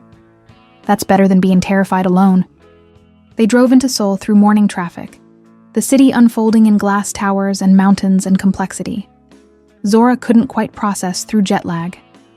Seontae pointed out landmarks with the careful attention of someone trying to share his world. The Han River, Namsan Tower, the Gangnam district where his office occupied 12 floors of a building that looked like a glass sculpture. The board meeting is tomorrow at 2 p.m., he said, as they pulled into his building's underground parking. Kang will present his motion first, then I respond. Then you, if you're willing, present on how inclusive design principles apply to logistics optimization. Zora's stomach dropped. You want me to present to your board? I want them to see what you do, Seontae said. Not as a girlfriend, as a professional whose work informs strategic thinking. Kang's argument is that I'm distracted. You presenting proves that my distraction is actually expanded capacity for systems thinking. It was brilliant strategy. It was also terrifying. What if I mess up? Then you mess up, Seontae said simply. But you won't. You're the person who redesigned an entire lighting system in 3 weeks to accommodate colorblindness. You're the person who turned down 5 million euros rather than compromise your principles. You're capable of anything. His belief in her was almost harder to bear than doubt would have been. They spent the day in his office, Zora refining her presentation while Seontae fielded increasingly hostile emails from board members who'd apparently decided she was a gold digger before meeting her.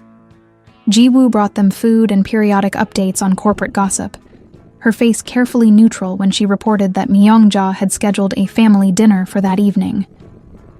She wants to intimidate you before the board meeting, Jiwoo said bluntly. show you that you don't belong in this world. Should I go? Zora asked Seontae. He looked torn. I want to say no, but if you don't go, she'll use it as evidence that you're afraid of scrutiny. And if you do go, she'll make it as uncomfortable as possible. So I'm damned either way. Yes, he admitted. I'm sorry. Zora thought about Rose's advice. Show them who you are. I'll go, but you're coming with me. She won't like that. I don't care what she likes, Zora said. This is a partnership or it's nothing. I'm not walking into her ambush alone so she can tell you later that I failed some test. Something in Seontae's expression shifted. Pride, maybe, or relief that she was fighting instead of fleeing. Okay, he said. We go together. Ryu Myungja's house was in Pyeongchangdong, where old money lived behind walls and gardens that cost more to maintain than most people's mortgages. The house itself was traditional Korean architecture, updated with modern luxury. Curved tile roofs, wooden beams, floor-to-ceiling windows overlooking a koi pond. Zora wore her good blazer and her grandmother's necklace, and the carefully neutral expression she'd perfected for hostile city council meetings. Seontae wore a suit and the tense shoulders of someone preparing for battle. Myungja greeted them at the entrance in a silk hanbok that probably cost more than Zora's entire wardrobe, her face a mask of polite hostility. Ms. Ellington, how kind of you to accept my invitation. As if I had a choice, Zora thought, but said, Thank you for having me, Mrs. Ryu. The formal dining room was intimidating in its perfection. Low table, silk cushions, place settings that involved more utensils than Zora knew names for. Myungja had invited 2 other guests, both older Korean women who looked at Zora with the barely concealed curiosity of people examining an exotic specimen. Mrs. Park, Mrs. Choi, this is my son's friend, Myungja said, the pause before friend, loaded with skepticism. Zora Ellington, from America. The dinner was exquisitely uncomfortable. Mrs. Park asked where Zora went to university, then made a small noise when the answer was a state school instead of an Ivy. Mrs. Choi asked about her family, then expressed polite surprise that Zora's mother was a single parent. Every question was a test. Every answer was weighed and found wanting. Seontae sat rigid beside her, his hand occasionally finding hers under the table. Brief touches that felt like lifelines. So, Ms. Ellington, Myungja said over beautifully arranged bibimbap. I understand you design lighting for slums. I design adaptive lighting systems for underserved communities, Zora corrected carefully. Neighborhoods that municipal governments underfund, which creates safety issues that disproportionately affect elderly residents and women. How noble, Mrs. Park said in a tone that meant the opposite. And your compensation for this work? The trap was obvious.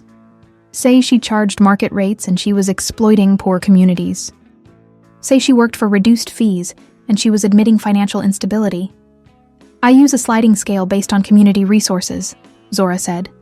Some neighborhoods pay full rate, which subsidizes below-market work elsewhere. It's a sustainable model that doesn't require perpetual philanthropic funding. Except when it does, Myungja said softly. I understand my son has donated to your Lisbon project. Anonymously, initially, but now quite publicly given the media coverage. He donated before we met, Zora said, meeting her eyes. And the terms specified no creative control, no publicity requirements, no involvement beyond financial support. That's not buying influence. That's supporting work that aligns with his values. And what exactly are his values? Mrs. Choi asked with pointed interest. Zora looked at Seontae, who gave her a small nod, permission to speak for him. He believes that systems should serve everyone, not just people who already have advantages, she said. That colorblindness isn't a deficit. It's a different way of seeing that reveals oversights in supposedly normal design. That money is a tool for creating impact, not a mechanism for controlling people. And that love requires respecting autonomy even when protection feels safer. The table went very quiet. Love, Myungja repeated, her voice sharp as broken glass. You've known my son for 2 months. That's not love. That's infatuation. With respect, Mrs. Ryu, You don't get to define what I feel, Zora said, and felt Seontai's hand tighten on hers under the table. I spent years learning to protect myself from men who used money as manipulation. Your son is the first person who respected my boundaries even when violating them would have been easier. That's not infatuation. That's recognizing someone whose values align with mine. Values, Mrs. Park murmured. Such an American concept. In Korea, we prioritize family harmony over individual feelings. Family harmony that requires someone to disappear isn't harmony, Zora said. It's control disguised as tradition. Myungja set down her chopsticks with precise force. You presume to lecture me about Korean culture? I'm not lecturing about culture, Zora said, keeping her voice steady. I'm stating that conditional love that requires people to hide parts of themselves to be acceptable, isn't actually love. It's performance review.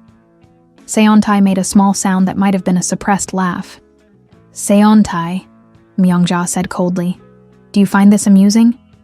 Your girlfriend insults our cultural values in our home? She's not insulting our culture, Seontai interrupted. And Zora heard the steel in his voice. She's calling out the specific ways you've weaponized cultural expectations to control me. There's a difference. The room temperature dropped 10 degrees. I see, Myungja said quietly. You've decided that a woman you've known for weeks understands you better than the mother who raised you. No, Seontae said.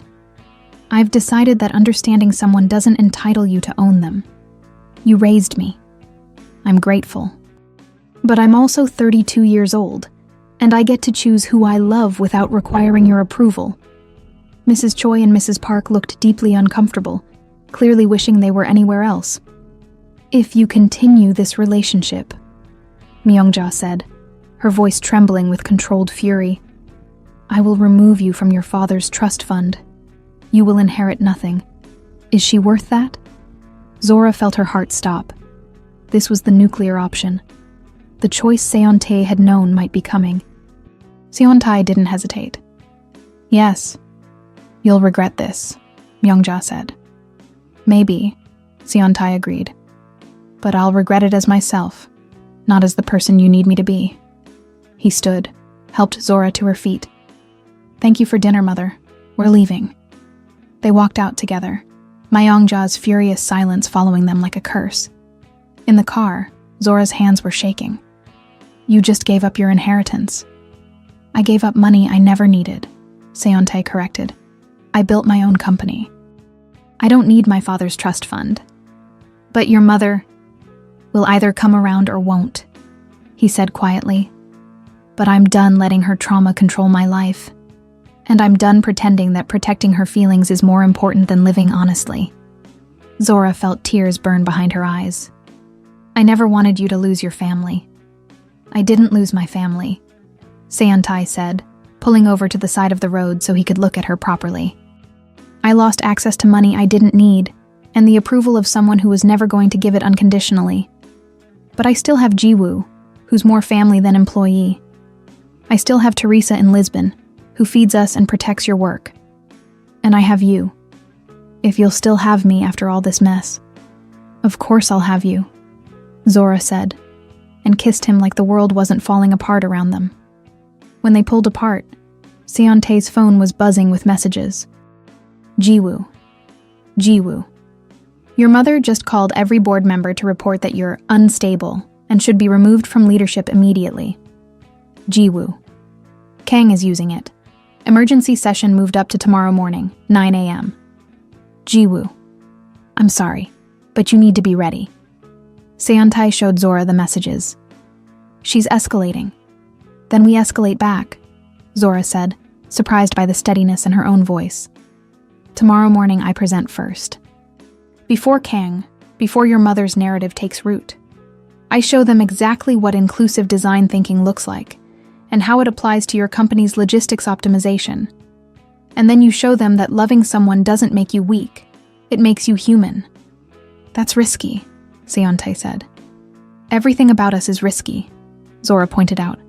Might as well be risky together. They spent the night in his apartment preparing, Zora refining her presentation until every slide told a clear story.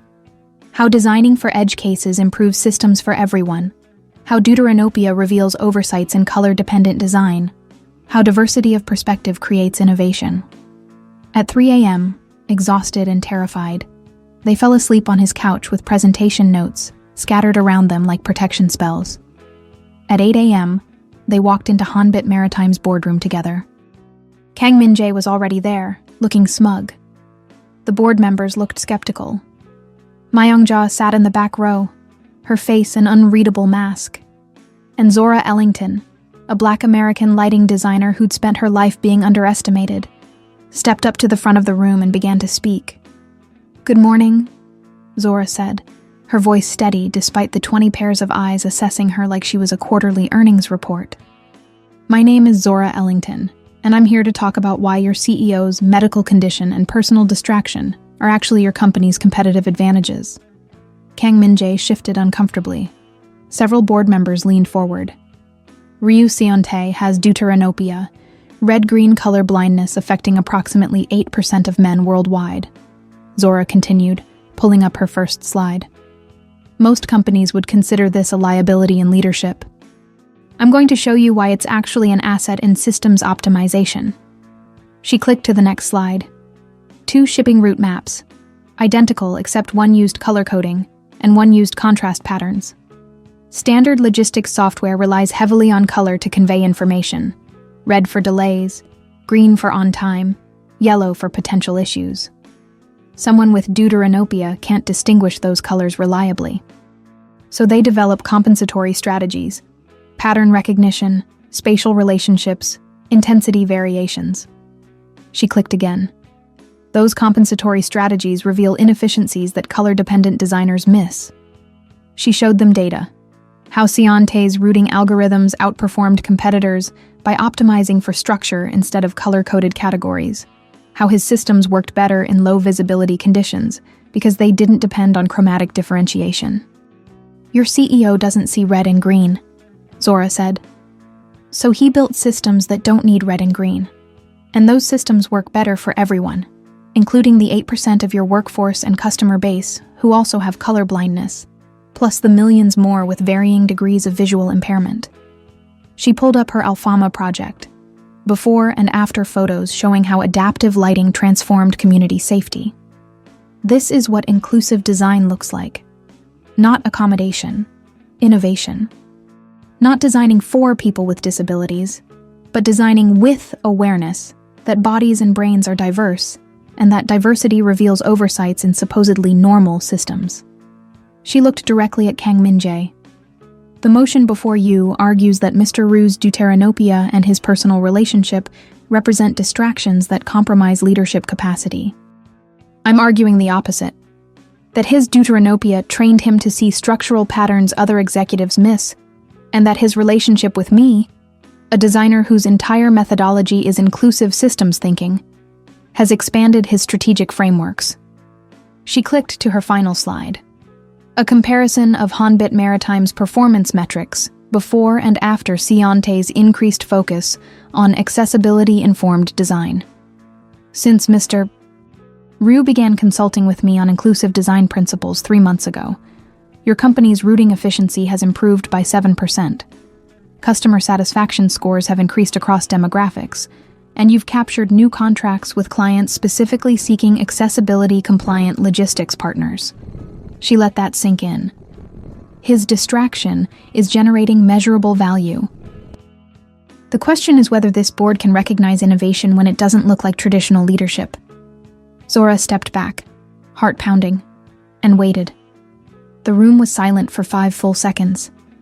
Then, from the back row, Ryu Myung-ja stood up. Zora braced for the attack. For Myung-ja to dismiss her presentation as manipulative performance, to argue that metrics could be cherry-picked, to assert that family legacy mattered more than quarterly improvements. Instead, Myung-ja began to clap. Slowly at first, then with genuine appreciation. That, Myung-ja said, her voice cutting through the shocked silence, was the most compelling business presentation I've seen in 20 years. Zora's brain short-circuited. Seon-tae looked equally shocked. Myungja walked to the front of the room, standing beside Zora but addressing the board. I came here this morning prepared to support Mr. Kang's motion. My son's relationship seemed reckless, his priorities misaligned, his judgment compromised by infatuation. She paused.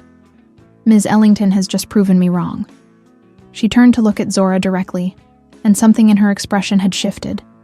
Not warmth, exactly, but recognition. I was married to a man who hid his weaknesses and called it strength, Myungja said quietly. My son is with a woman who turned his supposed weakness into competitive advantage. That's not distraction. That's partnership. She looked at the board. Any member who votes to remove Ryo Seon-tae from leadership is voting against innovation, against inclusive design principles that clearly generate value, and against the kind of strategic thinking that separates successful companies from stagnant ones. She sat back down. Kang Min-jae looked like he'd swallowed something sharp. One of the senior board members, a man in his 60s who'd been frowning through Zora's entire presentation, cleared his throat. Ms. Ellington, you said Mr. Ryu consulted with you on inclusive design principles. What's the nature of that consultation? Formal contract? Informal advice? Zora glanced at Seon-tae, who gave her a subtle nod. Informal collaboration. We met during my Lisbon project implementation. He offered logistics expertise. I offered design methodology.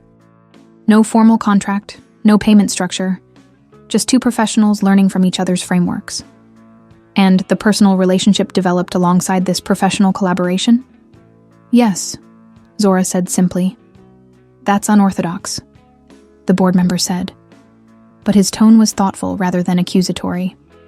Though I suppose many successful partnerships begin with intellectual respect before evolving into personal connection. Another board member spoke up, a younger woman who'd been taking notes throughout. The metrics Ms. Ellington presented show clear value generation. Mr. Kang's motion argues that Mr. Ryu is distracted, but the data suggests heightened focus. How do we reconcile that contradiction? Seon-tae stood, and Zora stepped aside to let him take the front.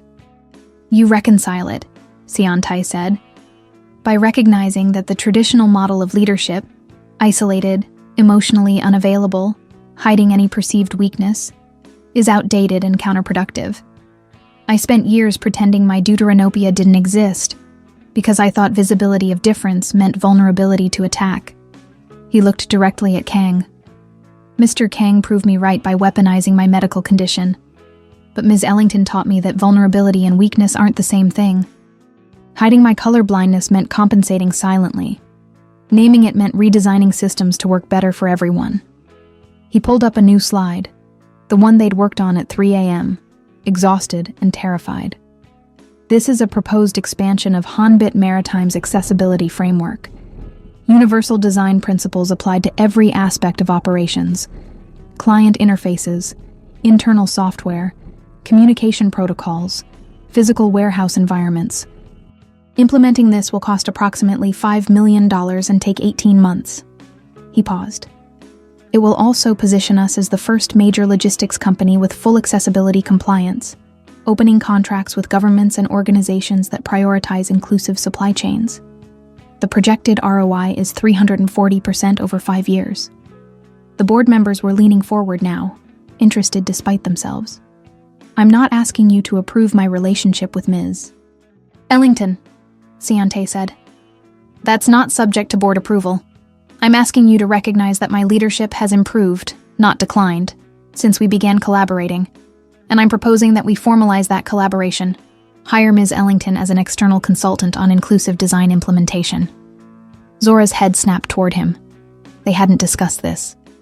Consulting contract, Seon-tae continued smoothly, with market rate compensation, clearly defined scope, and no involvement of personal relationship in professional evaluation. She brings expertise we lack. The metrics prove her value. The question is whether this board can separate personal bias from strategic opportunity. It was brilliant. It reframed the entire situation. Not romance compromising business judgment, but business opportunity arising from romance.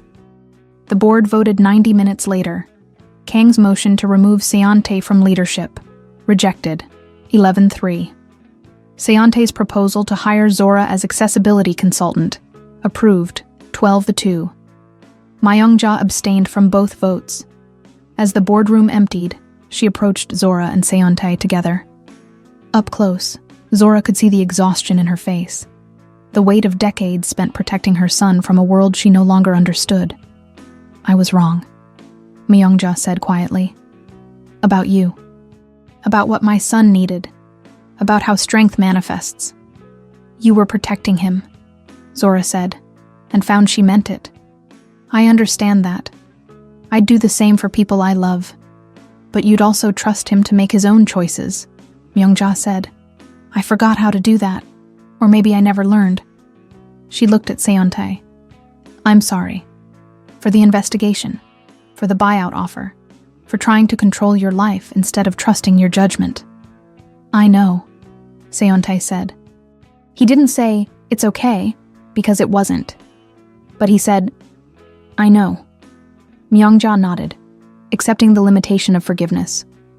She turned to leave, then paused. "Ms. Ellington, if you're going to be working with our company, you should understand Korean business culture beyond what you can Google. I'd like to introduce you to some colleagues, properly, not as my son's girlfriend, as a professional whose work deserves respect." It wasn't warmth. It wasn't maternal embrace. But it was acknowledgement, and that was more than Zora had expected. "I'd appreciate that, Mrs. Ryu," Zora said. Myungja almost smiled. "Call me Myungja. We're colleagues now." She left, and Zora turned to Seontae with wide eyes. "Did your mother just approve of me?" "I think she just recognized someone as stubborn as she is," Seontae said, and realized that fighting you was a losing strategy. Jiwoo appeared in the doorway, grinning. "That was the most dramatic board meeting I've ever witnessed. And I've been with this company for 8 years. "Did we just win?" Zora asked, still processing. "You won," Jiwoo said. "Won," Jiwoo said. Kang is already packing his office. 3 board members approached me after the vote asking about diversity and inclusion consulting for their own companies. And someone leaked the whole thing to business media. You're going to be famous by tomorrow." "Famous," Zora repeated weakly. "As the designer who revolutionized maritime logistics accessibility." Jiwoo's smile was fierce. "Not as a billionaire's girlfriend, as a professional who proved that inclusive design generates value." Later, in Seontae's apartment with Seoul's night skyline glittering outside the windows, Zora finally let herself feel the enormity of what had happened. "I have a consulting contract with your company," she said. "That's complicated." "Very," Seontae agreed. "We'll need clear professional boundaries, separate reporting structures so I'm not supervising you, third-party evaluation of your work, transparent documentation of scope and compensation. You've thought about this. I thought about it at 4 a.m. while you were asleep on my couch." He pulled her close, and she let herself sink into him. "I want to build something with you. Not just a relationship, a partnership that makes both our work better. But only if you want that too." "I want it," Zora said. "I'm terrified of it, but I want it." "Good," he said. "Terrified together is our specialty." They stood at the window watching Seoul's lights, and Zora thought about Teresa's words. Real love makes you vulnerable. She'd spent years protecting herself, building walls, refusing help that looked like control. And then Ryu Seontae had shown up in the rain and held her project like it mattered, and taught her that vulnerability wasn't weakness. It was the price of connection. "I love you," she said, testing the words out loud for the first time. Seontae went very still. Then he turned her to face him, his hands gentle on her shoulders. "Say that again." "I love you," Zora repeated, stronger this time. "I'm still figuring out what that means, and how to navigate all the complications. But I love you." He kissed her then, deep, grateful, real. And when they pulled apart, she saw tears in his eyes. "I love you too," he said. "Thank you for coming to Seoul. For fighting with me instead of for me. For showing my board that strength looks different than they thought. "Thank you for seeing my color blindness as innovation," she said. "For respecting my boundaries. For being worth the risk." They had months of complications ahead. Professional contracts to negotiate, cultural dynamics to navigate, media scrutiny to endure. But standing there in his apartment with soul glittering below, Zora felt something she hadn't felt in years. Hope that love could be both vulnerable and safe, risky and worth it.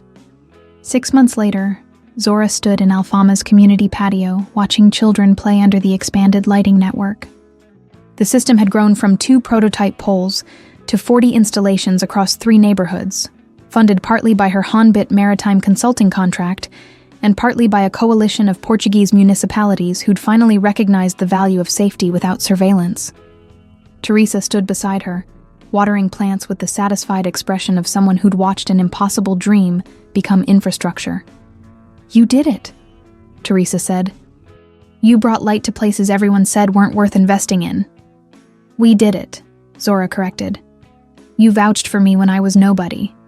You protected the project when investors tried to control it. This is as much yours as mine." A car pulled up. Sleek, expensive, immediately recognizable. Siontai emerged looking rumpled from the red-eye flight from Seoul, carrying 2 bags of pastel de nata from the bakery near the airport. He'd been splitting time between Seoul and Lisbon for months now, Hanbit Maritime's accessibility framework requiring his oversight, while Zora's consulting contract required her presence. It was exhausting and inefficient, and neither of them would trade it for anything simpler. "You're early," Zora said as he approached. "I missed you," he said simply, kissing her forehead. "And Jiwoo threatened to physically remove me from the office if I didn't take a break." "Smart woman," Teresa said, accepting a pastry. "You work too hard, both of you." "Says the woman who's up at 5 a.m. every day organizing community meetings," Zora pointed out. Teresa smiled. "Fair, but I'm old. You two are young enough to pace yourselves." They sat on the patio steps, watching the light respond to movement as elderly residents walked home with groceries, as teenagers gathered near the fountain, as a young mother pushed a stroller through pools of amber glow that made nighttime feel less threatening. "How's your mother?" Zora asked quietly. "Better," Siontai said. "She's been meeting with a therapist about control issues and unprocessed grief. She actually apologized last week. A real apology, not a conditional one. That's progress." "It is." He was quiet for a moment. "She asked if you'd come to Seoul for Chuseok, family holiday. She wants to introduce you to extended relatives as my partner, not as a scandal to manage." Zora felt something warm expand in her chest. "I'd like that." They'd been navigating the complexity for months. Professional boundaries at Hanbit Maritime where Zora reported to the VP of Operations instead of Siontai, public appearances where media still treated them as novelty, family dynamics where Myeongja was slowly learning to respect instead of control. It wasn't easy, but it was real. "I have something for you," Siontai said, pulling a small box from his jacket pocket. Zora's heart jumped. "If that's a ring..." "It's not a ring," he said quickly. "I know we agreed to wait at least a year before making decisions that complicated. This is something else." He opened the box. Inside was a fountain pen. Black lacquer with gold accents, beautiful and familiar. "That's your mother's pen," Zora said. "Was," Seontae corrected. "She gave it to me last week and told me to give it to you. Said it belonged to someone who understood the weight of decisions better than she did." Zora picked up the pen carefully, remembering the Lisbon terrace where Myeongja had used it to sign a contract that would have bought her off. Now it meant something different. Trust passed between women who'd learned to respect each other despite starting as adversaries. "Tell her thank you," Zora said, her voice thick. "Tell her yourself at Chuseok," Siontai said. "She's expecting you." They sat in comfortable silence as twilight deepened into night. The adaptive lighting system responding to density patterns, creating safe corridors without destroying the neighborhood's intimate scale. "Do you remember the first night we met?" Zora asked. "When you grabbed my project before it rolled into the storm drain?" "I remember thinking, this woman creates light that makes people feel safe instead of surveilled. I want to know how she sees the world. And now? Now I know, Seontae said, taking her hand. You see the world as it could be if we designed for dignity instead of just function. You taught me that my deuteranopia wasn't something to hide. It was a lens that revealed oversights other people missed. You taught me that vulnerability isn't weakness. It's the cost of real connection. Zora leaned against him, watching her light work in the darkness. You taught me that accepting help doesn't mean losing autonomy, she said. That money can be a tool instead of a trap if the person offering it respects your boundaries. That love can be both vulnerable and safe if you choose someone who sees you as whole instead of broken. Teresa had gone inside, leaving them alone with the light and the night and each other. I'm going to ask you to marry me eventually, Seontae said quietly. Not now. We agreed to wait, but eventually. So you should know. I'm planning to ask Teresa's permission first. Zora laughed, surprised. Why Teresa? Because she's the person who validated your work when nobody else believed in you. Because she protected you from predators disguised as patrons. Because she's family in the ways that matter. He looked at her seriously. Your mother's approval matters, but Teresa's matters too. Zora felt tears burn behind her eyes. You're going to make me cry in public. We're in Alfama at 9 p.m. Nobody's watching us. Someone's always watching, Zora said. We're the interracial couple that broke corporate Korea's assumptions about leadership and colorblindness. Fair point, Seontae admitted. Should I propose somewhere more private? You should propose exactly when and how feels right, Zora said. But not yet. We still have complications to navigate and professional boundaries to maintain, and your mother's extended family to meet. Let's get through those first. Practical and romantic, Seontae observed. That's very you. I learned from the best, she said, and kissed him under the light they'd built together.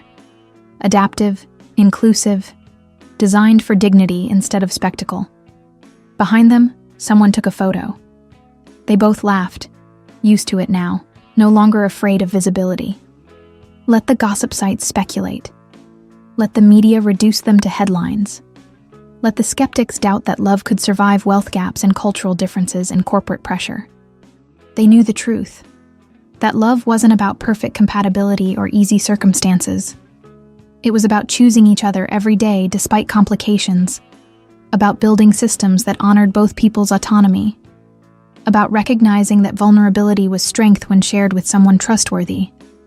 Zora Ellington had crossed paths with Ryu Seontae on a rainy Lisbon night, and instantly, though neither of them knew it yet, both their worlds had become brighter, not because he saved her, not because she fixed him, but because they saw each other clearly.